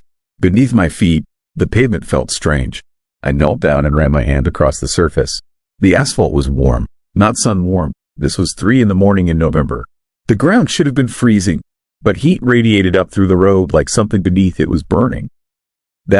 It's when I saw the marks. Tire tracks, dozens of them, maybe hundreds, all leading to the intersection from different directions, all stopping in the exact same spots. 4 vehicles, one from each road. The tracks were old and new simultaneously. Some looked fresh, others had been baked into the asphalt by years of desert sun. But they all ended here, right where I had stopped. None of them left. The scary truth hit me like a physical blow. Other people had waited at this light. Other drivers following the rules in the dead of night. And something had happened to them here. Something that left their tire marks burned into the road but took the vehicles themselves. Took the people themselves. I ran back to my car. My hands shook as I reached for the door handle. The metal was ice cold now. Freezing, like it had been sitting in a morgue. I yanked the door open and threw myself into the driver's seat. Turned the key. Nothing. The engine didn't even turn over. No click. No sputter. Just dead silence. My dashboard was black. Battery drained. But that was impossible. The car was running fine 30 seconds ago. I tried again. And again. Nothing. The vehicle was as lifeless as the desert around me. The stoplight pulsed brighter. 7 seconds. 5 seconds. The rhythm was faster now. Excited. I looked in my rearview mirror and my blood turned to ice water. There was another car behind me. A sedan. Tan-colored. Covered in dust. It hadn't been there before. I would have seen headlights approaching. Would have heard an engine. But it sat there silently. Maybe 20 feet back. Like it had materialized from the darkness itself. The windows were tinted black. I couldn't see inside. My breathing came in short gasps. Panic clawed at my throat. I grabbed my phone. Still no signal. But the screen was acting strange. Static flickered across the display. Numbers and letters scrambled and reformed. A message appeared in the notification bar. Not from any app I recognized. Just white text on black. Wait, I dropped the phone. It clattered to the floor. When I looked up, there were 2 more cars. One to my left, one to my right, both at the stop line. Both covered in that same thick desert dust. Both with windows too dark to see through. They had appeared in the span of a heartbeat. Silent as graves. 4 cars, one from each direction, just like the tire tracks. The stoplight burned crimson overhead. The pulsing rhythm was frantic now. 3 seconds bright, 2 seconds dim, 3 seconds bright, 2 seconds dim. The humming sound grew louder. It vibrated through my bones, through my skull. I could feel it in my molars, in my spine. The car to my right began to sink. Not fall, not crash. It sank straight down into the pavement like the road had turned liquid. The asphalt rippled around its tires, then its doors, then its roof. The vehicle descended smoothly, swallowed by the earth, until only the tip of its antenna remained. Then that vanished too. The road sealed itself, smooth as glass, like nothing had been there at all. The horrifying process took maybe 10 seconds. I lunged for my door handle. Locked. I hadn't locked it, but now all 4 locks were down. I yanked on it desperately. It wouldn't budge. The windows wouldn't roll down. Nothing electronic worked. I was trapped in a metal coffin. The car behind me started sinking. I watched in my mirror as it disappeared into the highway. The dust on its hood slid off as it descended, revealing paint underneath. The paint was pristine, showroom new, but the license plate was from 1973. How long had that car been waiting here? The vehicle to my left began its descent. I screamed, pounded on the windows, kicked at the windshield. The glass wouldn't break. My fists left no mark. The car sank steadily while I fought against the inevitable, against the creepy, unspeakable thing that was happening. My car lurched. The front end dipped forward. I felt the tires break through the pavement, felt that sickening sensation of falling even though I wasn't moving fast. The asphalt wrapped around my hood like oil. Like tar, the engine compartment disappeared. Then the windshield. Darkness swallowed the view. I was descending into the earth beneath a stoplight that never changed. The red glow filtered down through the closing gap above me. Everything took on that nightmare tint. Bloodlight filled my car. I could see my reflection in the rearview mirror. My face was bone white. Eyes too wide. Mouth open in a silent scream. I looked like a corpse. The hum became deafening. It wasn't coming from outside anymore. It was inside my head, inside my chest. My heart beat in sync with it. 7 seconds, 5 seconds, 7 seconds, 5 seconds. My body was matching the rhythm of the light, of whatever was beneath this cursed intersection. The gap above me sealed. Complete darkness. The red glow faded. I sat in absolute blackness, still sinking, feeling the car rotate slowly like it was suspended in thick liquid. Down, down. How far? 50 feet? 100? The darkness was total, suffocating. I couldn't see my own hands in front of my face. Then light appeared below me. Not red, pale blue, phosphorescent. It came from beneath the car, illuminating something that made my sanity crack at the edges. I was in a cavern, massive. The roof was the underside of the highway, held up by pillars of twisted metal and bone. Human bone. Hundreds of skeletons fused together into support columns, their mouths open, arms reaching. The blue light came from veins in the rock walls. Veins that pulsed, that breathed. And the cars. There were so many cars. Thousands of them. Decades worth. They sat in neat rows across the cavern floor, perfectly organized by year and make. Vehicles from every era. Model Ts next to muscle cars, next to minivans, next to modern sedans. All empty. All waiting. The collection of a patient predator that had been hunting this intersection for over a century. My car settled onto the cavern floor with a gentle bump. The door locks clicked open. The unsettling kindness of the sound made me want to vomit. A figure stood outside my window. Tall, impossibly thin. It wore the remnants of a uniform. Highway patrol from the 1950s based on the style. But the flesh was gone. Just leather skin stretched over bone. Empty eye sockets. A jaw that hung at the wrong angle. It tapped on my window with one skeletal finger. Tap, tap, tap. The sound echoed through the cavern. Through my skull. Behind it, other figures emerged from between the rows of cars. Dozens of them. Hundreds maybe. All drivers who had waited at the light. All people who had followed the rules. Who had been patient. Who had stayed when they should have run. The thing in the uniform opened my door. Its jaw moved. A voice came out that sounded like grinding gears in desert wind. Your shift starts now. I understood then. This wasn't just a trap. It was a cycle. A horrifying system that needed attendants. Needed collectors. The drivers didn't just die here. They became part of it. Became the lure for the next victim. I looked down at my hands. The skin was already graying. Already pulling tight against the bones. I could feel my thoughts changing. Simplifying. Focusing on a single purpose. Wait at the stoplight. Appear behind the next driver. Help them understand. Help them join. The creature handed me a flashlight. The same pale blue as the veins in the walls. I took it. My fingers moved without my permission. I walked toward the stone stairs carved into the cavern wall. Stairs leading back up to the intersection. Back to the eternal red light. Behind me, my car rolled into position with the others. A 1998 sedan. Ready for the next collector to use. I climbed the stairs. My legs moved automatically. When I reached the top, I pushed through the pavement like it was water. Stepped out onto the highway. The night air didn't feel cold anymore. Didn't feel like anything. The stoplight pulsed above me. 7 seconds. 5 seconds. I understood the rhythm now. It was counting, calling, broadcasting to every tired driver within 100 miles. Whispering to their subconscious, making them ignore the empty intersection. Making them stop. Making them wait. I took my position at the edge of the darkness. Just beyond where headlights would reach. Waiting for the next person to obey the rules. To sit patiently while the trap closed around them. Somewhere to the east, I could hear an engine. Getting closer. A truck by the sound of it. The driver was probably exhausted. Probably fighting to stay awake. Probably relieved to see a traffic light. A sign of civilization in the endless desert. The stoplight pulsed brighter. Welcoming. I stepped back into the shadows and waited. Patient. The way I had been taught. The way I would teach the next one. And the one after that. Forever. Because the light never changes. And the silence always makes leaving feel like a mistake. Story 6. A bridge without sound below. I looked down from the bridge and saw something that made my blood turn to ice. The river beneath me was completely still. Water should have been moving. It wasn't not a ripple, not a current, just a perfect mirror of black glass stretching in both directions, reflecting nothing but darkness even though the sun blazed overhead. That's when I knew I had made a horrifying mistake taking this road home. My name is Marcus Green. I am a long-haul trucker. Been driving for 22 years. I know every highway, every shortcut, every truck stop between Texas and Maine. Or at least I thought I did. 3 days ago, I picked up a load in Tucson headed for Atlanta.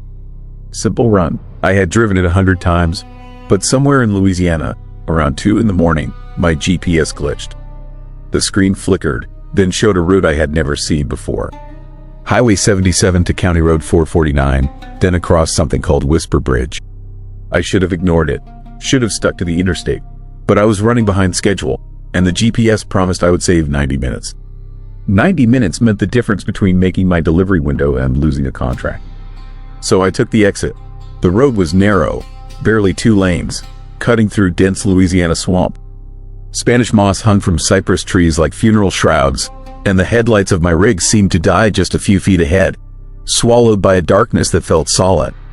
Unnatural. My CB radio started picking up static, then voices, fragments of conversations that made no sense.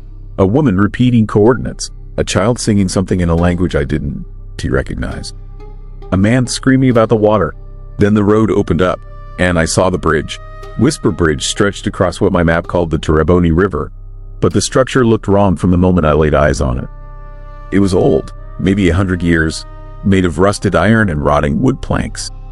But the creepy part was how it seemed to shimmer in my headlights, like heat waves rising from summer asphalt. The metal itself looked sick, covered in patches of something dark and organic that pulsed with a slow, steady rhythm. Like breathing, I stopped the truck at the bridge entrance. Every instinct told me to turn around, find another route.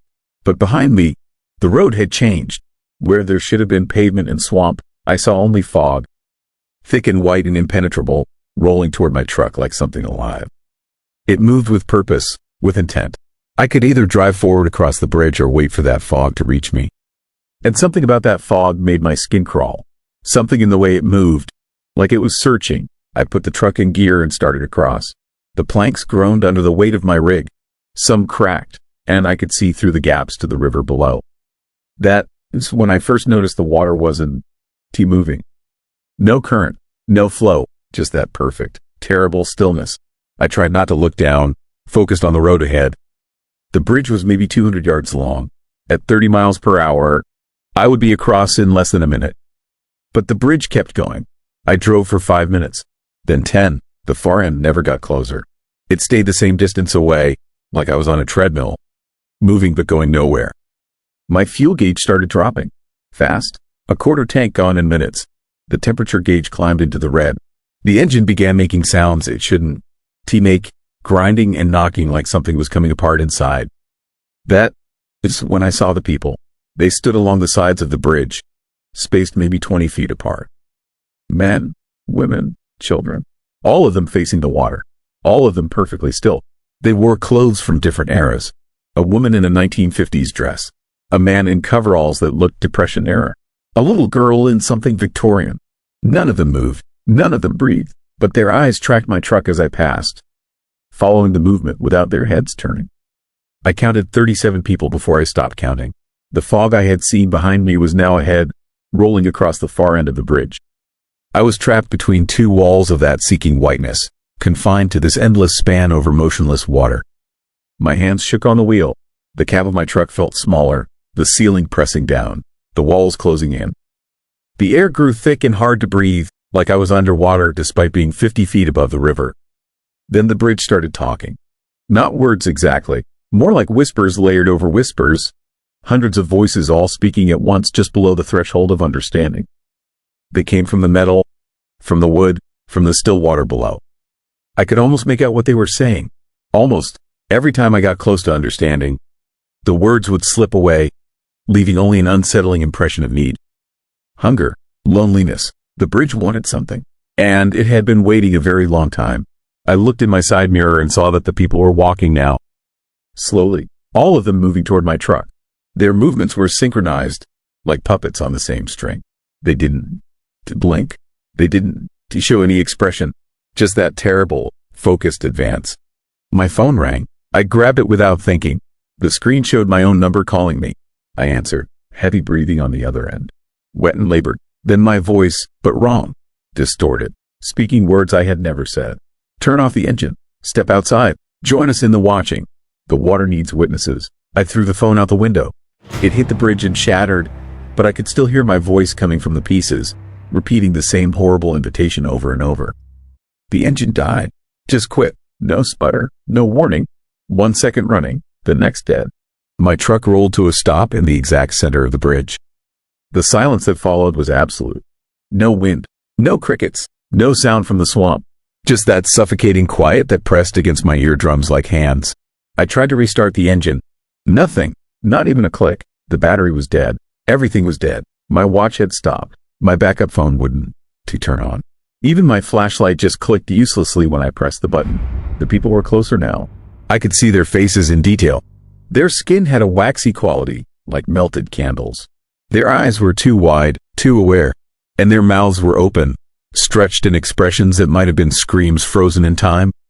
They surrounded my truck, pressing their hands against the sides, rocking it gently back and forth. I climbed into the sleeper cab and locked both doors. Stupid, pointless, but what else could I do? Through the curtain, I watched those faces press against the windows, watched their hands leave prints on the glass, prints that looked burned in, permanent. Then I heard the sound from below, not from the bridge, from the water, or what I thought was water. Something was rising from that perfect black mirror. Something massive. I felt the bridge shudder, felt the metal groan and twist. The temperature dropped so fast that frost formed on the inside of my windows. My breath came out in clouds. I looked down through a gap in the planks. The river wasn't to water. It was eyes, thousands of them, maybe millions, all sizes, all colors, all looking up at the bridge. Looking at me, they blinked in unison, creating a wave pattern across the surface that might have been beautiful if it wasn't the most disturbing thing I had ever seen.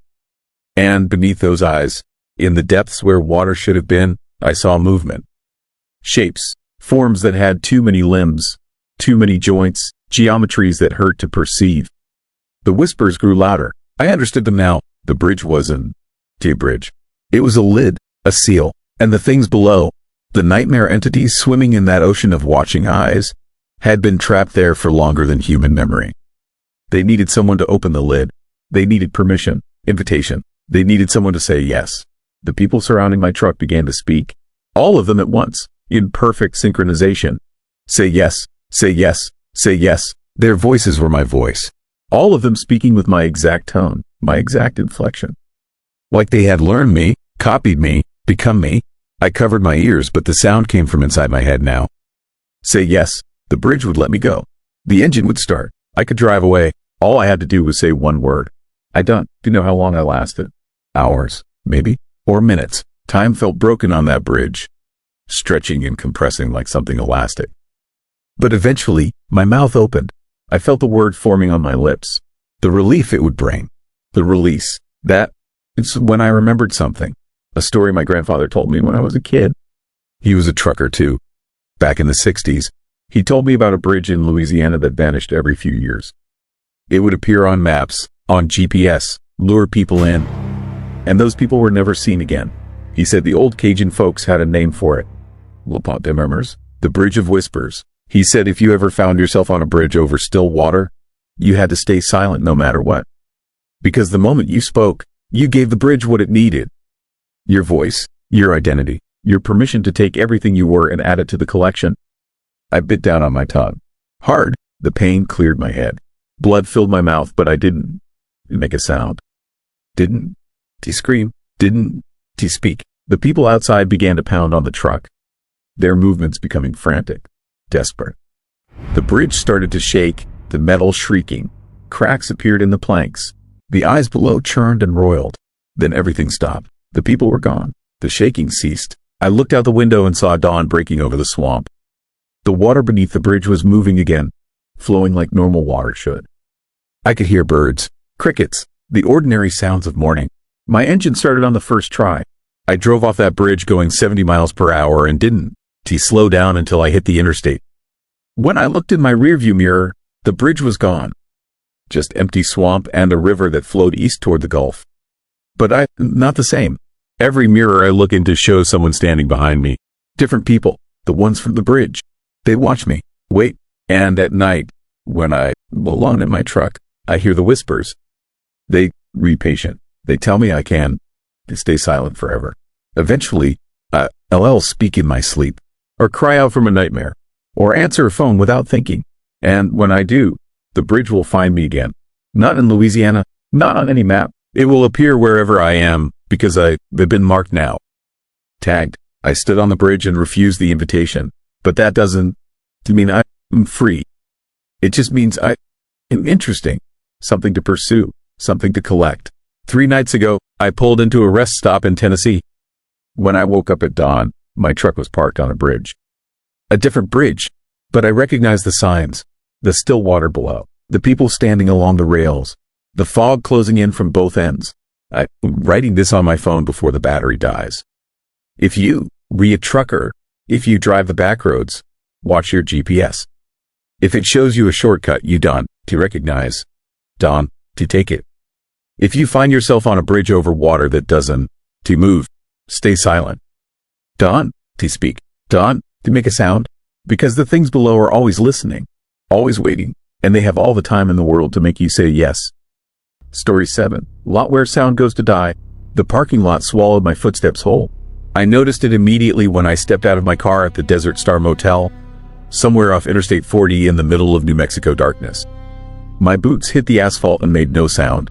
Not a scuff, not a tap, nothing. I stamped harder, testing it, and watched my foot connect with the ground in complete silence. The door of my sedan swung shut behind me, and instead of the solid thunk of metal meeting metal, there was just this muffled whisper of movement, like the noise had been absorbed before it could fully form. Sound felt swallowed here, consumed, like the parking lot itself was drinking it down, leaving only this oppressive quiet that pressed against my eardrums and made my pulse seem deafening by comparison. I stood there in the dim glow of a single flickering streetlight, trying to understand what my senses were telling me. This was not normal silence. This was something else, something wrong on a fundamental level that triggered every survival instinct I had developed over 47 years of life. The kind of wrongness that makes animals flee before earthquakes, that makes birds go quiet before storms. Danger wrapped in mundane packaging. I had been driving for 11 hours straight, pushing through exhaustion because I needed to make it to Phoenix by morning for a job interview I could not afford to miss. Unemployment has a way of making you take risks you would normally avoid, like driving through the night on empty highways where cell service dies and gas stations become sparse as prayers. The Desert Star Motel had appeared like a mirage around midnight, its neon sign blinking red and blue against the vast darkness of the desert, promising beds and coffee and a few hours of rest before the final push. The parking lot was nearly empty. Just my car, a rusted pickup truck near the office, and a silver sedan parked at the far end near room 12. The motel itself was a classic roadside relic, probably built in the 60s and forgotten by progress.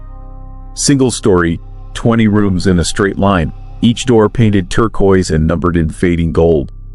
The kind of place that smelled like cigarettes and pine cleaner, where the mattresses sagged and the TV only got 3 channels. But it was cheap and it was here, and that was enough. I grabbed my overnight bag and walked toward the office, each step landing in that horrifying silence. No crunch of gravel, no scrape of sole on pavement. My jacket rustled, but the sound died within inches of my body. Even my breathing seemed muted, like I was hearing it through cotton.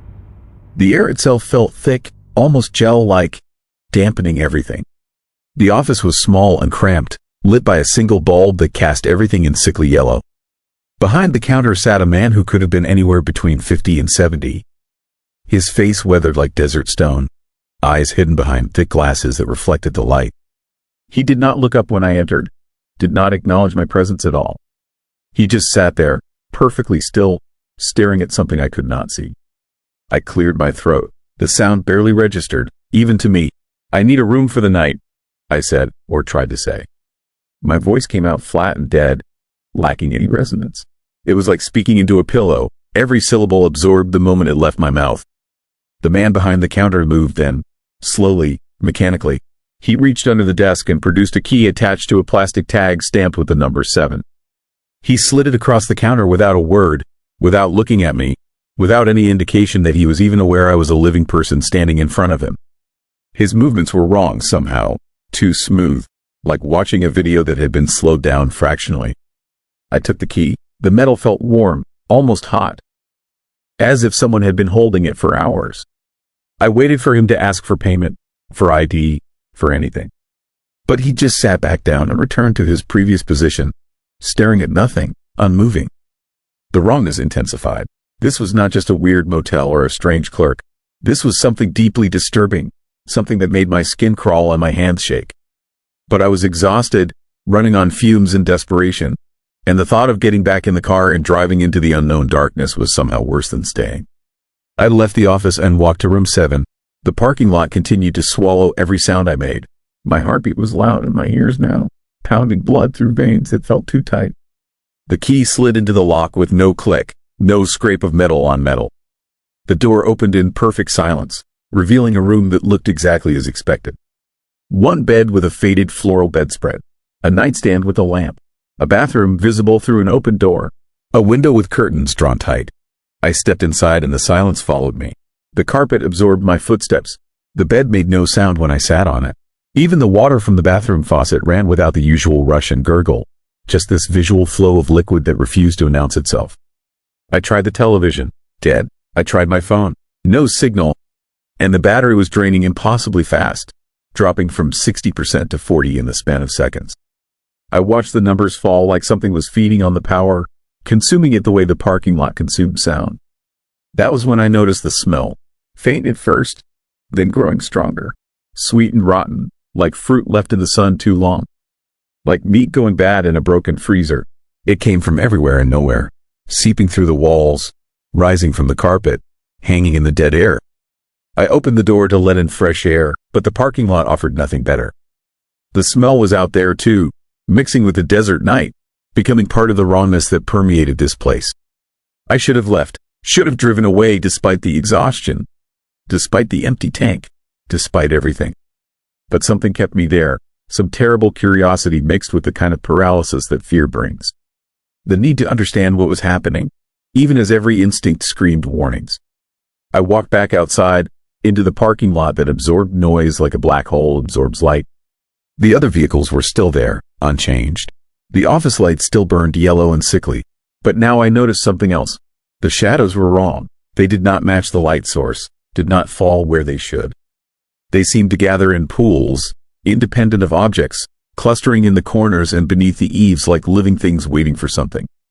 I walked toward the silver sedan at the far end of the lot.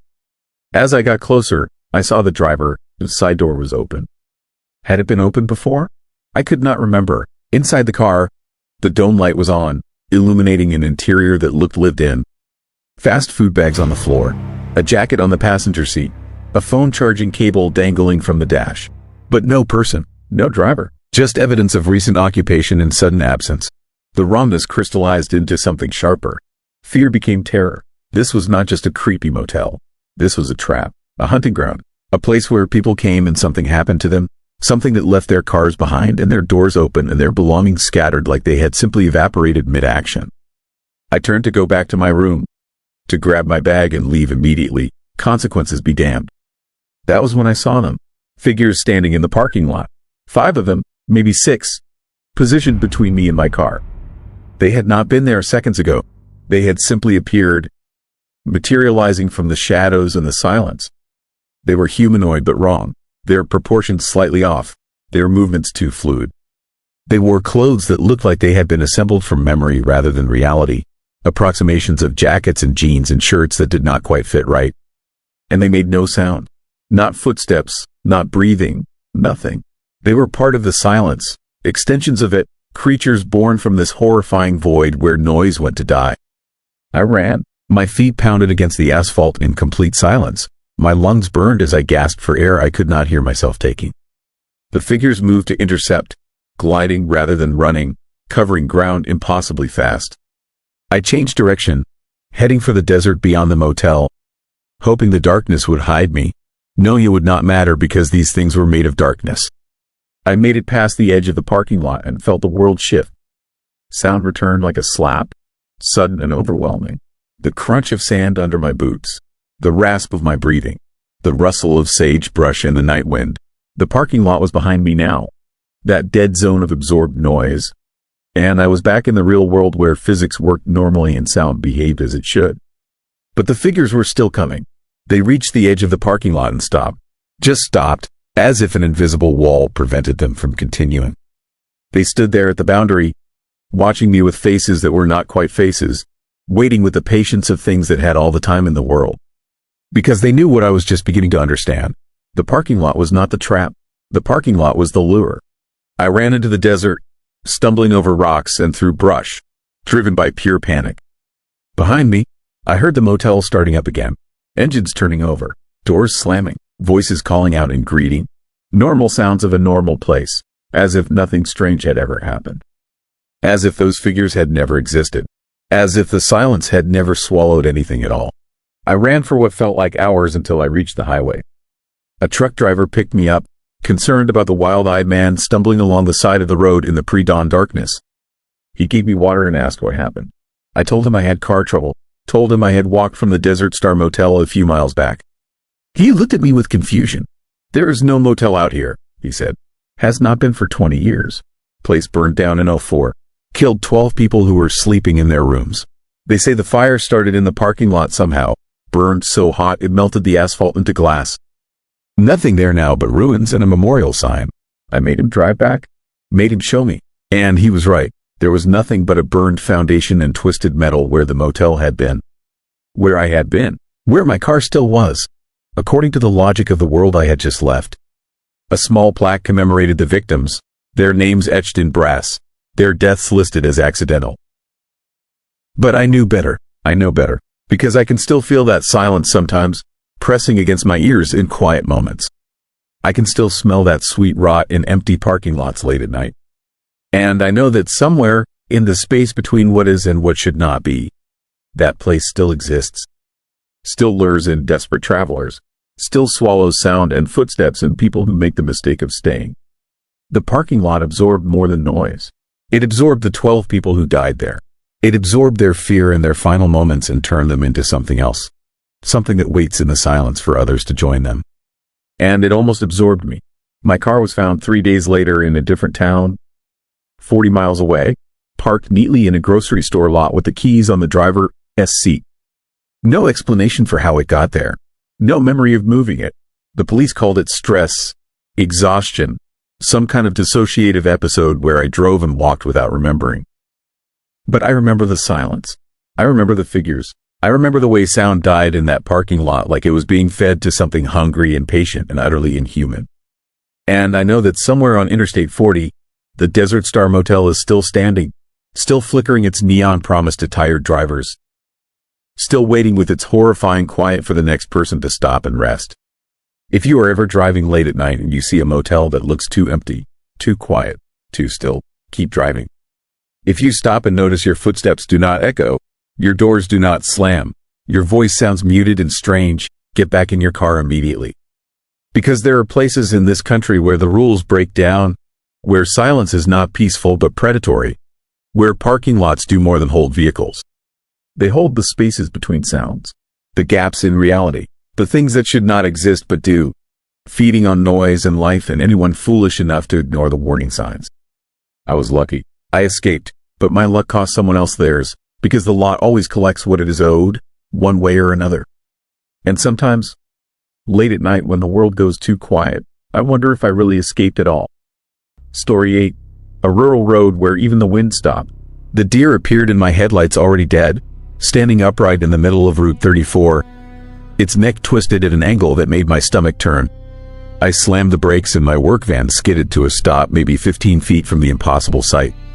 The animal stood perfectly still on all four legs, but its head hung backward, facing the wrong direction, eyes glassy and reflecting my high beams with an unnatural shine.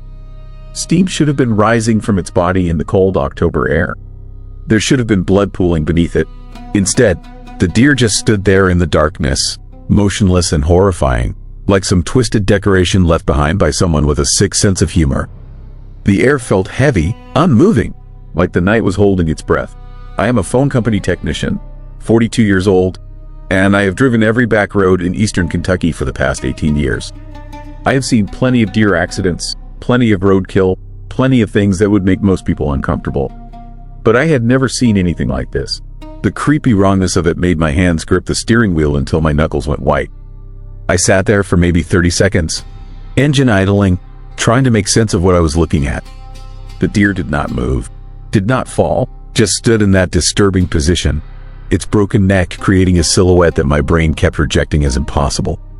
The rational part of my mind was screaming that dead things do not stand up, that this had to be some kind of trick or my eyes playing games in the darkness.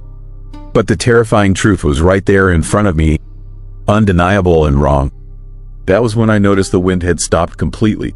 The trees lining both sides of the rural road hung absolutely still, their branches frozen mid-sway like someone had pressed pause on reality.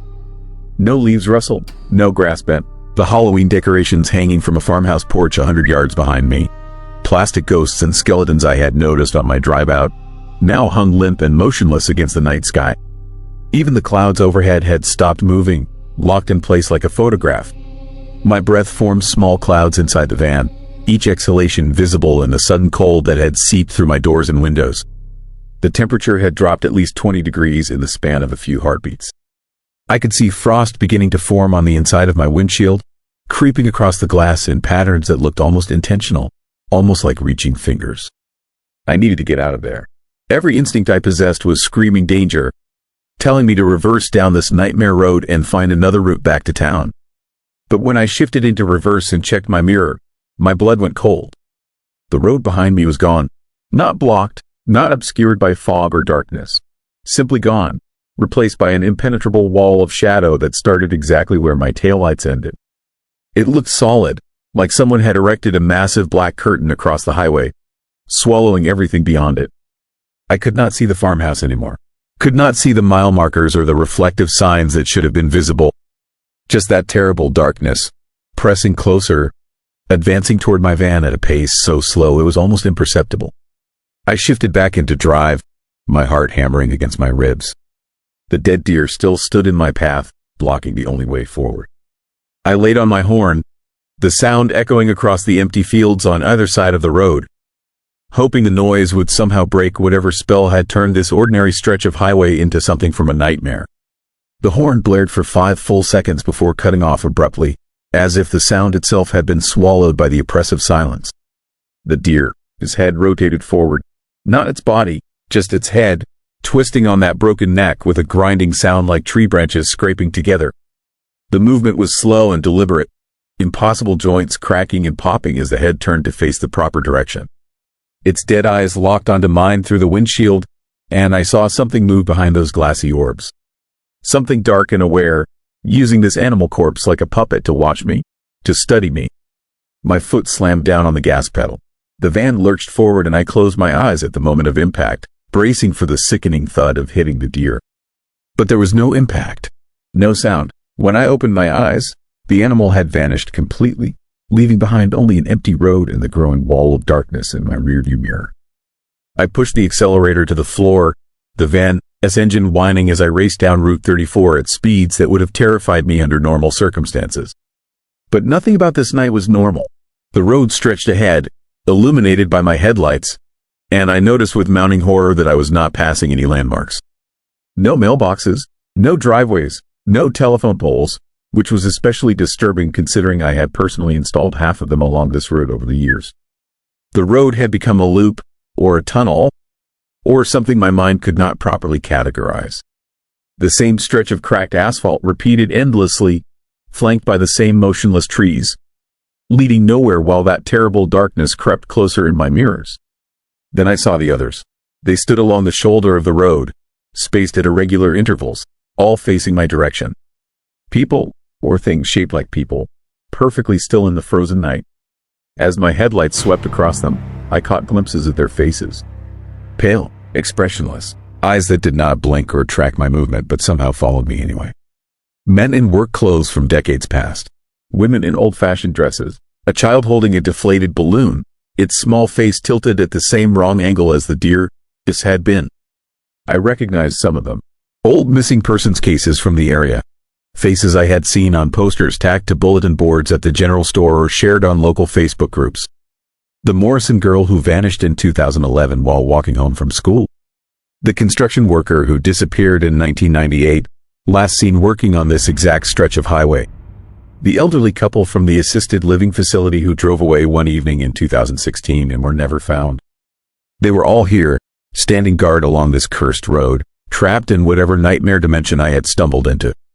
And, based on the terrifying realization dawning on me, I was about to join them. The darkness was gaining speed now, rushing up behind my van like a living thing. I could see it in my side mirrors, a churning mass of absolute black that seemed to consume reality itself as it advanced. The frozen trees disappeared into it. The figures along the roadside were swallowed one by one, their pale faces showing no reaction as the shadow claimed them. My speedometer read 90 miles per hour, but I was not moving fast enough. The darkness was going to catch me. I was going to become another missing person, another unsolved case, another face on a poster that people would glance at sadly before going about their lives. My wife would never know what happened. My kids would grow up wondering why their father never came home from what should have been a routine service call. That thought, more than the fear, made something snap into focus. I was not going to let this happen. Whatever horrifying force had created this trap, whatever supernatural horror ruled this stretch of road, it was not going to take me without a fight. I noticed something then, a detail so small I had almost missed it. On the right side of the road, maybe 100 yards ahead, one tree stood out from the others. Its branches were moving, swaying gently in a breeze that did not exist anywhere else. The movement was subtle but unmistakable, like a signal beacon in the frozen landscape. I had no better options and no time left. The darkness was maybe 50 feet behind me now, close enough that my interior lights were beginning to flicker. I could feel the cold radiating from it, could sense the weight of its hunger pressing against the back of my van. I yanked the steering wheel hard to the right, leaving the road and bouncing across the ditch toward that single moving tree. The van, its suspension screamed in protest as I crashed through underbrush and saplings, but I kept my foot on the gas, driving blind toward that one spot of movement in a world that had stopped. Branches scraped against my windows and something metal underneath the van tore loose with a shower of sparks, but I was committed now, beyond the point of return. I hit the tree at 40 miles per hour. The impact threw me forward against my seatbelt hard enough to crack my sternum. The windshield spider webbed but did not shatter. Steam hissed from the destroyed radiator and every warning light on my dashboard lit up at once. For a moment, I just sat there in shock, ears ringing, chest burning with pain from the collision. Then I felt it, wind on my face, coming through the broken vents. Cold, fresh air that moved and circulated like normal air should. I could hear crickets chirping in the grass around me. Somewhere in the distance, a dog barked. All the sounds of a living night that had been stolen from me. I kicked open my door and fell out onto the ground, gasping and shaking. When I looked back toward the road, it was just a road again. Normal asphalt with normal trees and normal shadows cast by a normal moon. My van sat crumpled against an oak tree, smoke rising from its hood, but everything else looked exactly as it should have. No wall of darkness, no frozen figures, no twisted deer with its impossible neck. I was back, somehow. Crashing through that one moving tree had broken whatever supernatural barrier had trapped me in that nightmare loop. The police found me an hour later, sitting in the grass beside my wrecked van, still shaking. I told them I had swerved to avoid a deer and lost control.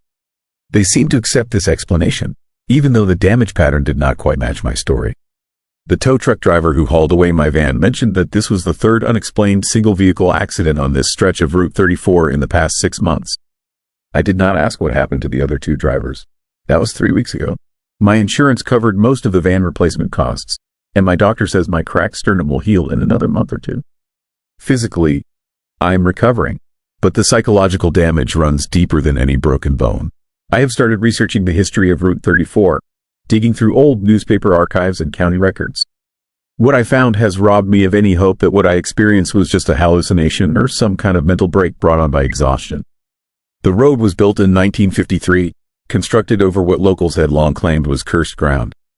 The indigenous people who lived here before European settlement had stories about this area, legends of a place where the barrier between worlds grew thin, where travelers could slip through cracks in reality if they were unlucky enough to be passing through at the wrong moment. During construction of the highway, 7 workers died under mysterious circumstances. Their bodies were found perfectly preserved but showing no signs of what killed them, their faces frozen in expressions of pure terror. The project was delayed for 6 months while authorities investigated, but no explanation was ever found. Since the road opened, over 100 people have disappeared along this 20-mile stretch. Most are written off as runaways or accidents, victims who drove into the river or wandered into the woods and succumbed to the elements. But their bodies are never recovered. They simply vanish without a trace, as if the earth opened up and swallowed them whole. I think I know where they went. I think they are still there, trapped on that loop of highway where even the wind stopped, standing guard along the shoulder while that darkness hunts for new victims to add to its collection.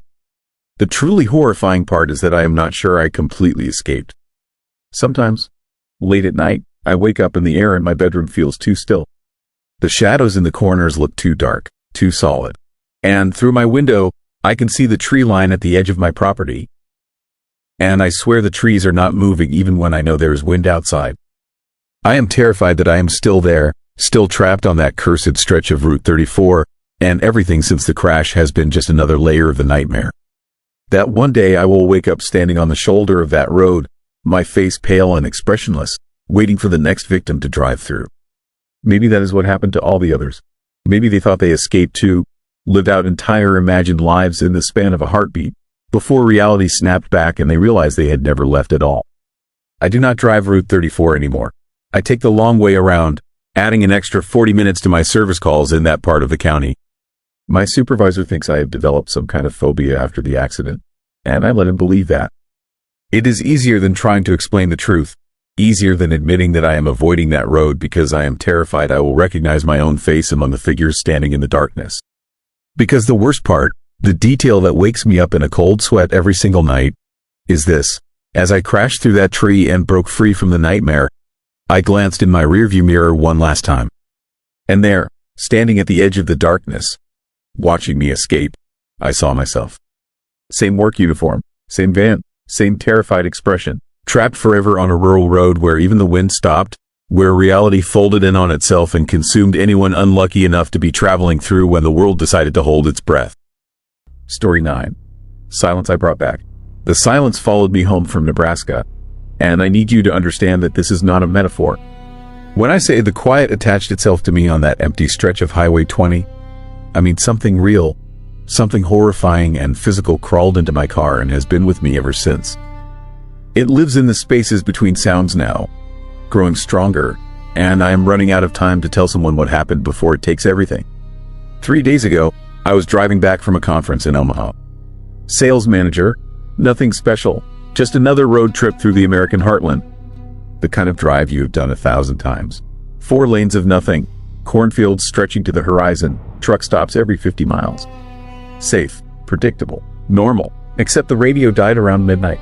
Not static, not a fade, every station went silent at once, like someone hit a switch. My phone too, the screen stayed lit, showing full bars and battery, but no sound came out when I tried to play music. I tapped the volume buttons. Nothing. I could see the songs playing, the timer counting up, but absolute silence filled my car. Then I noticed the engine. I could not hear it anymore. My foot pressed the gas pedal and I watched the RPM needle climb, but no sound reached my ears. The tires should have hummed on the asphalt.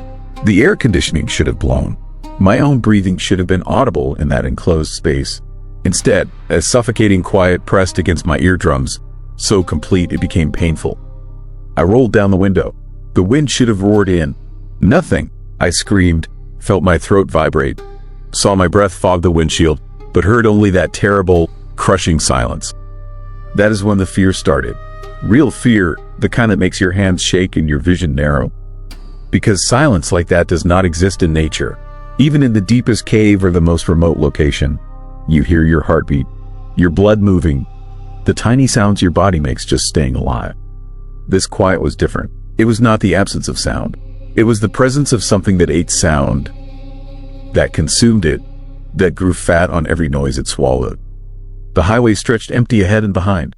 No other cars, no lights from farmhouses, just my headlights cutting through darkness and that horrifying silence riding in the passenger seat like something alive. I drove faster, desperate to reach the next town. The speedometer climbed to 90, 100, 110. The car shook with speed I could not hear. I watched the white lines blur beneath me in complete and total quiet. Then I saw it in my rearview mirror, a darkness deeper than the night around it, moving up the road behind me. Not a shadow. Shadows are the absence of light. This was the absence of everything, a hole in reality that swallowed the highway as it came. It moved impossibly fast, devouring the pavement, the painted lines, the roadside reflectors, leaving nothing behind but a void. I pushed the accelerator to the floor. The car gave everything it had, but that creeping darkness gained on me, patient and inevitable. I could see it in my mirror, could see the road disappearing into that terrible, hungry nothing. And I understood with sudden, chilling certainty that if it caught me, I would not die. I would simply stop existing. The universe would forget I had ever been. A green exit sign appeared in my headlights. I took it at 100 miles per hour, tires smoking, the car tilting dangerously. The off-ramp curved down into a town I had never seen on any map. 3 streets, maybe 20 buildings, everything dark except for a single gas station on the main road. Its fluorescent lights looked like a beacon, like salvation. I skidded into the parking lot and killed the engine. My hands shook so badly I could barely remove the key. I sat there, watching my mirrors, waiting for that darkness to pour down the exit ramp after me. It did not come. The silence, though, the silence stayed. I could see people inside the gas station through the windows. A clerk behind the counter. A couple buying coffee. A trucker browsing the snack aisle. They moved and gestured and clearly talked to each other. Their mouths opened and closed. They laughed, but I heard nothing. I stumbled out of my car and fell to my knees on the concrete. The impact should have hurt. I should have heard my hands slap the ground, my knees crack against the pavement. Silent. I screamed again, mouth open wide, throat raw with effort. Not a whisper reached my ears. The trucker came outside and ran toward me. I could see concern on his face, could see his mouth forming words, asking if I was okay, probably calling for help. He grabbed my shoulder. I felt his hand, warm and solid and real, but when his palm made contact, his expression changed.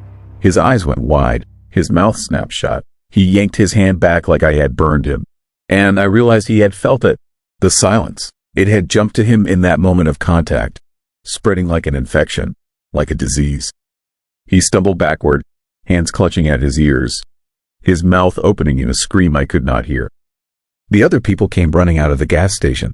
They reached for him, tried to help him, and one by one they touched him and felt that terrible quiet sink into their bones. I ran. I left them there in that parking lot, clutching at their ears and screaming in silence. I got back in my car and drove until the sun came up and the highway took me out of Nebraska and into Iowa. The radio stayed dead. My phone stayed silent. But worst of all, the sounds of the world around me started to fade. At first, it was just the things far away. Distant traffic, birds in trees, thunder from a storm on the horizon. Gone, swallowed by the silence riding with me, hungry for more. Then the closer sounds disappeared. Other cars passing on the highway became silent. Rain hitting my windshield made no sound. When I stopped for gas, the pump was quiet, the cash register was quiet, the door chimes did not ring. And the people, when they spoke to me, asking for payment or saying have a nice day, I watched their lips move but heard nothing. And sometimes, when they touched the credit card I handed them or the receipt I took, I saw it spread to them too. That moment of realization and horror when the silence jumped like a spark, infecting them, taking root in their world. I drove straight through, terrified to stop, terrified to let anyone else touch me or come close. The silence grew stronger as I got closer to home. By the time I crossed into Pennsylvania, I could not hear anything more than 10 feet away. My own footsteps had become whispers. My breathing was barely audible. I made it home yesterday evening. My wife came running out when she saw me pull up. I wanted to warn her, wanted to shout for her to stay back, but of course she could not hear me. She wrapped her arms around me, and I felt the exact moment it passed to her. Her body went rigid, her eyes filled with tears. She pulled away and tried to speak, but the silence had her now. By this morning, our children could not hear. By afternoon, our neighbors. The quiet spreads in a circle around me, consuming everything, growing with every person it touches. I can see it happening on their faces. First confusion, then fear, then horror as they realize the world has gone silent and it is not coming back. And the worst part, the truly disturbing part that keeps me awake even though sleep would be a mercy, is what I am starting to see in that silence. Shapes, moving in the quiet places where sound should be. They are not shadows. They are not visible to the eye exactly. But in the spaces between things, in corners and doorways and the gaps under doors, something moves. Something that exists only in the absence of noise. I catch glimpses from the corner of my vision. Tall and thin and wrong, like the darkness on Highway 20 but smaller, more personal, feeding on the quiet it has created. They are in my house now. I see them slide along the walls when I am not looking directly. They gather in rooms where the silence is deepest. And I understand with terrifying clarity that they are not done. The quiet will keep spreading, person to person, touch by touch, until entire cities go silent. Until states, until the country. How long before the silence covers everything? How long before America is a nation of deaf people trying to scream? And when there is nothing left to consume, when every sound has been swallowed, what will those things in the darkness do? Will they move on, or will they start taking other things? Sight, maybe. Smell, touch. Will they devour sensation itself until we are trapped in bodies that can neither hear nor see nor feel, aware but unable to experience anything except the knowledge that we are still here, still conscious, still waiting in the dark? I am writing this because I can still see and my hands still work. I am posting it online, sending it everywhere I can, hoping someone will read it before the quiet reaches them. Not because I think you can stop it. I do not think anything can stop it now. But because you deserve to know what is coming.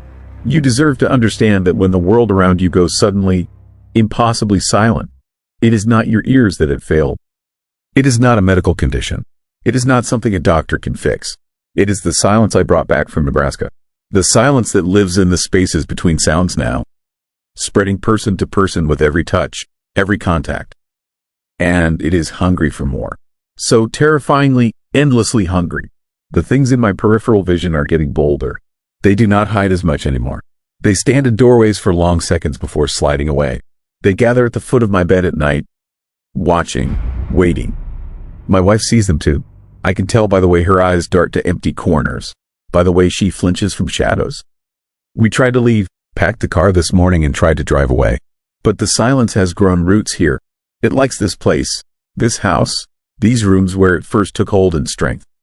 Every time we reach the end of the driveway, the car dies. The engine simply stops, killed by that suffocating quiet. We are trapped here with it, with them, with whatever is growing in the absence of sound.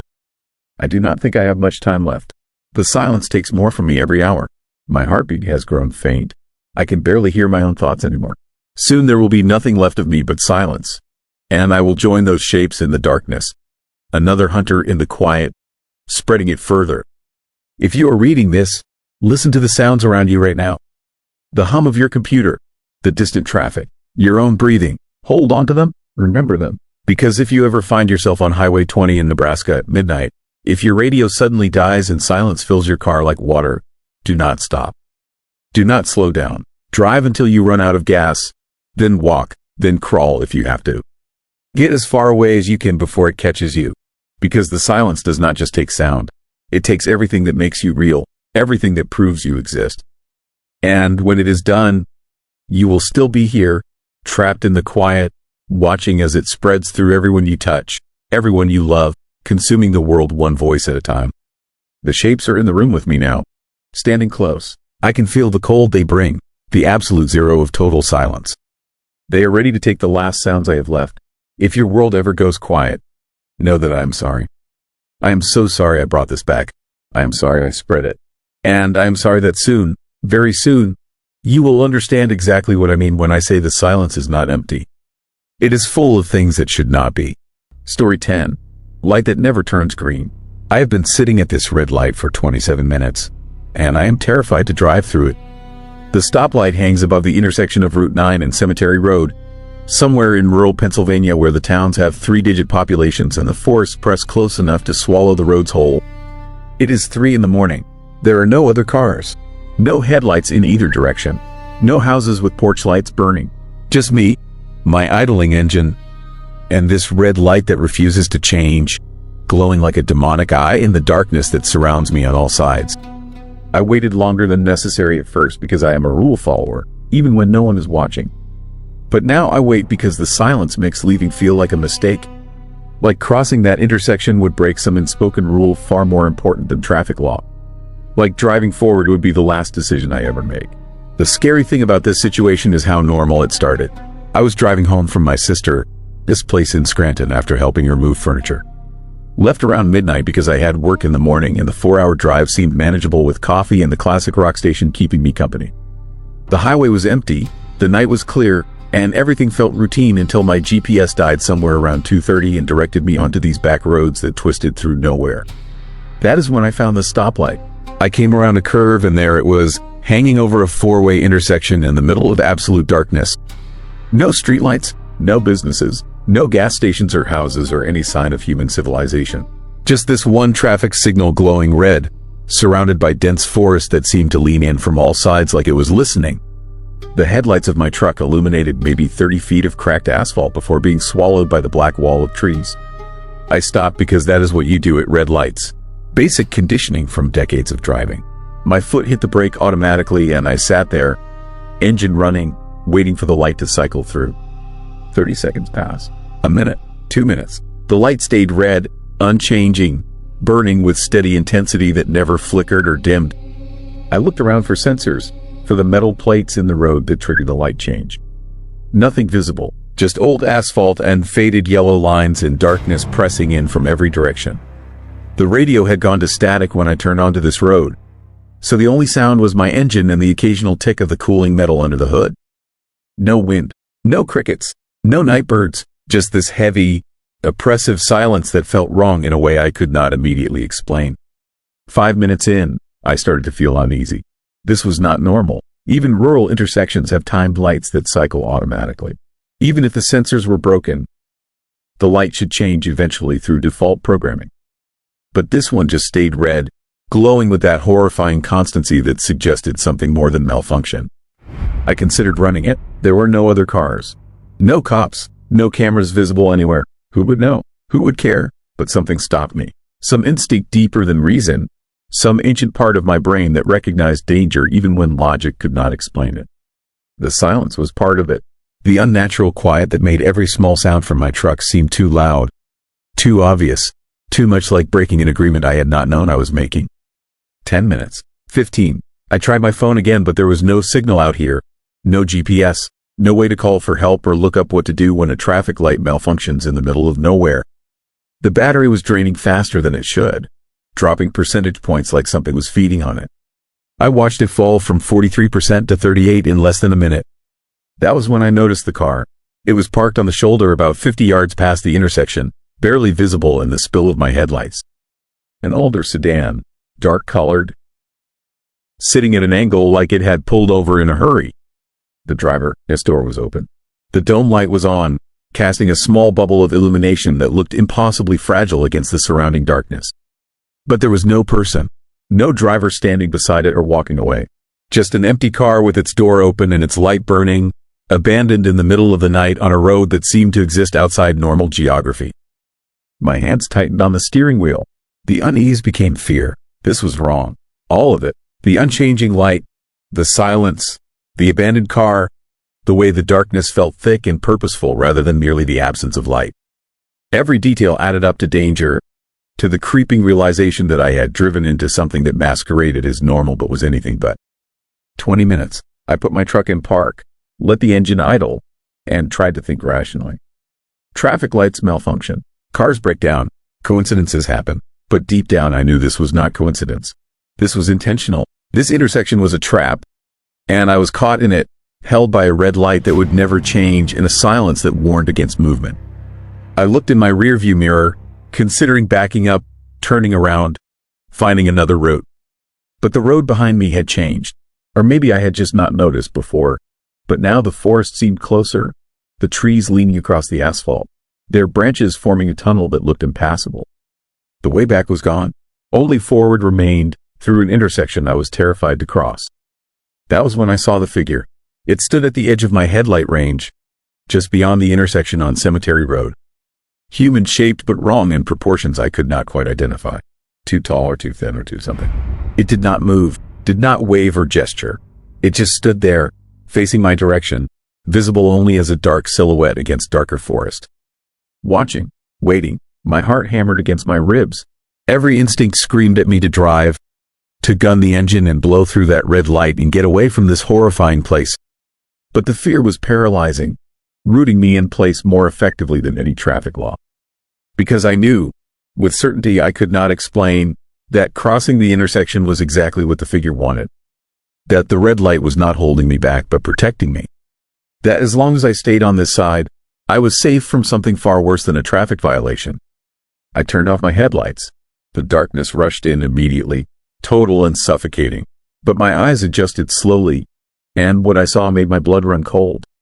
There were more figures, dozens of them, standing in the intersection itself, clustered in the middle like they had gathered for some terrible purpose.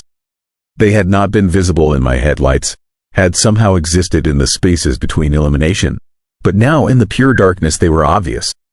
Silent, motionless, waiting in the exact spot where my truck would have been if I had run the light. I understood then, the light was not malfunctioning. The light was doing exactly what it was designed to do. It was warning me, holding me back from driving into whatever those things were. The red glow was not permission denied but danger ahead, a signal that had taken on new meaning in this pocket of wrongness that existed in rural Pennsylvania. But that created a new problem. How long could I sit here? My gas tank was 3/4 full. My truck could idle for hours, maybe all night. But what happened at dawn? Would the figures disappear? Would the light finally change? Or would I sit here until the gas ran out and the engine died and I was left in darkness with nothing between me and them? I turned my headlights back on. The figures in the intersection vanished, invisible again in direct light, but I knew they were still there. Still waiting. The abandoned car past the intersection took on new meaning. Someone else had been caught here. Someone else had made the choice I was wrestling with now, and their empty vehicle with its open doors suggested they had made the wrong choice. 25 minutes. I tried the radio again, searching for any station, any sound that would break the oppressive silence. Static on every frequency, except for one. On AM 540, I found something that might have been voices, distorted and distant, speaking in rhythms that sounded almost like words but in no language I recognized. Listening to it made my head hurt, made my vision swim, made me aware of the figures in the intersection even though my headlights hid them from sight. I turned the radio off. The silence returned, heavier now, pressing against the windows of my truck like something physical. I could feel it testing the barriers, looking for cracks, trying to find a way inside. The air in the cab felt colder despite the heater running. My breath started fogging, little clouds of vapor that should not exist in a heated space. That was when the light changed, not to green, to yellow. It glowed amber in the darkness, caution rather than permission, warning rather than command. The yellow light painted everything in sickly color, making the forest look diseased, making the road look like old bone. And in that yellow light, I could see the figures clearly for the first time. They were not human. They had never been human. They wore the rough shape of people the way a puppet wears a costume, but the proportions were wrong. The movements too fluid, the faces too blank. They stood in the intersection and slowly turned their heads toward my truck, drawn by the change in the light, sensing that something was about to happen. The yellow held for exactly 3 seconds. Then it went back to red. And I understood. This was a cycle. This was a test. The light was giving me chances, brief windows to make a choice. Run the intersection during yellow and risk driving into whatever those things were. Or wait for green, if green ever came, and hope that was the safe passage. Or sit here indefinitely, trapped by indecision and fear, until something else happened. I put my truck in drive, foot hovering over the gas pedal, every muscle tensed and ready. When the next yellow came, I would go. I would gun it and blast through that intersection at 60 miles an hour and pray that speed would carry me past the figures before they could react. It was insane and desperate and probably fatal, but sitting here was definitely fatal. The cold was increasing. My windows were starting to frost on the inside. The silence was becoming physical weight. Minutes passed. The light stayed red. My resolve started to crack. Maybe I had imagined the yellow. Maybe it had been a trick of exhaustion, a hallucination born from fear and stress and too many hours on dark roads. Maybe I should just accept that I was going to die here, freezing in my truck at a malfunctioning stoplight in rural Pennsylvania. Another mystery for morning drivers to discover and authorities to puzzle over. Then the light changed again. Red to yellow, that sickly amber glow that meant caution. That meant danger. That meant now or never. The figures in the intersection moved, responding to the change, their bodies rippling like water, preparing for something. I stomped on the gas. The truck lurched forward, tires squealing, engine roaring as I accelerated toward the intersection. The yellow light illuminated my path, showed me the figures scattering, moving out of the way but not fast enough. I was going to make it, going to blow through and leave this nightmare behind and never take back roads again for as long as I lived. Then the light turned green, solid green, permission granted, safe passage, and everything changed. The figures stopped scattering. They reformed in the intersection, solid and real, more substantial than before. The darkness itself seemed to thicken, becoming tar-like, grabbing at my truck as I hurtled forward. I had made a mistake, a terrible mistake. The yellow was the trap. The green was the danger. The red had been safety all along, and I had abandoned it. My truck hit the intersection at 50 miles an hour and the world went wrong. Physics stopped working correctly. My momentum carried me forward, but the space stretched, elongating impossibly, making the simple act of crossing 20 feet of asphalt take forever. The figures surrounded my truck, their hands pressing against the windows, leaving prints that frosted instantly. Their faces were close now, visible in the green light that flooded everything, and they were hungry. Not for flesh or blood, but for something deeper. For warmth, for life, for the energy that made me human and kept them outside reality. I made it through. The back tires crossed the far edge of the intersection and suddenly I was past, the world snapping back to normal. Physics reasserting itself with a jolt that threw me against my seatbelt. In the rearview mirror, I saw the intersection receding rapidly. The green light still glowing, the figures still clustered around the red light on the opposite side. The side I had been on. The safe side. I had gotten it backwards. Red meant stay, green meant death, and yellow was the moment of choice when the rules were suspended and anything could happen. I drove for 3 hours straight, following the road wherever it led, not stopping until I reached a gas station outside Harrisburg where fluorescent lights and other people made me feel almost human again. I was shaking so badly I could barely hold the pump. When I finally got home, I found scratches on my truck windows, frost patterns that looked like handprints, residue of something that should not exist. The news later that week reported finding an abandoned vehicle on a rural road in central Pennsylvania. Old sedan, driver, whose door open. No sign of the owner. It matched the car I had seen past the intersection. Police classified it as another mystery, another unexplained disappearance in a region that had seen several over the past decade. All near intersections with malfunctioning traffic lights, all in the early morning hours, all involving people who were just passing through. I know what happened to them now. They waited for green. They thought green meant go, meant safety, meant permission to cross. But in that place where reality gets thin and the rules change, green means something else entirely. Green means the barriers are down and the things waiting in the darkness can reach through. The red light was holding them back. The red light was protecting anyone smart enough or patient enough to wait. But how many people have the patience to sit at a light for 30 minutes? How many people, faced with an empty intersection in the middle of the night, will eventually make the choice to go? I got lucky. I went during yellow, that gray space between rules where anything is possible and survival is random. Some part of my hindbrain must have known, must have sensed that green was wrong, and pushed me to move during the transition. But that knowledge came at a cost. I know now that our world is thinner than we think, that there are places where the normal rules do not apply, where traffic lights mean different things and silence is a warning and staying still might save your life. If you are ever driving late at night and come to a stoplight that will not change, do not run it when it turns green. Do not trust the signals you have trusted your whole life. Because in some places, on some roads, those signals have been repurposed. They have become warnings for things far more dangerous than traffic violations. Stay at red. Wait as long as it takes. Let your engine idle and your gas run low and your patience wear thin. Because that red light is the only thing standing between you and something that wears darkness like skin and waits patiently for people to make the fatal mistake of driving forward when they should stay still. I will never know what would have happened if I had waited longer. Maybe the light would have eventually returned to red and stayed that way, giving me permission to turn around and find another road. Maybe morning would have come and dissolved whatever maintained that pocket of wrongness. But I made my choice during yellow, and I survived. And now I carry the knowledge that our world is full of intersections where the old rules do not apply. The terrifying part is not knowing where the next one is. Not knowing when another late night drive will bring me to another light that never changes.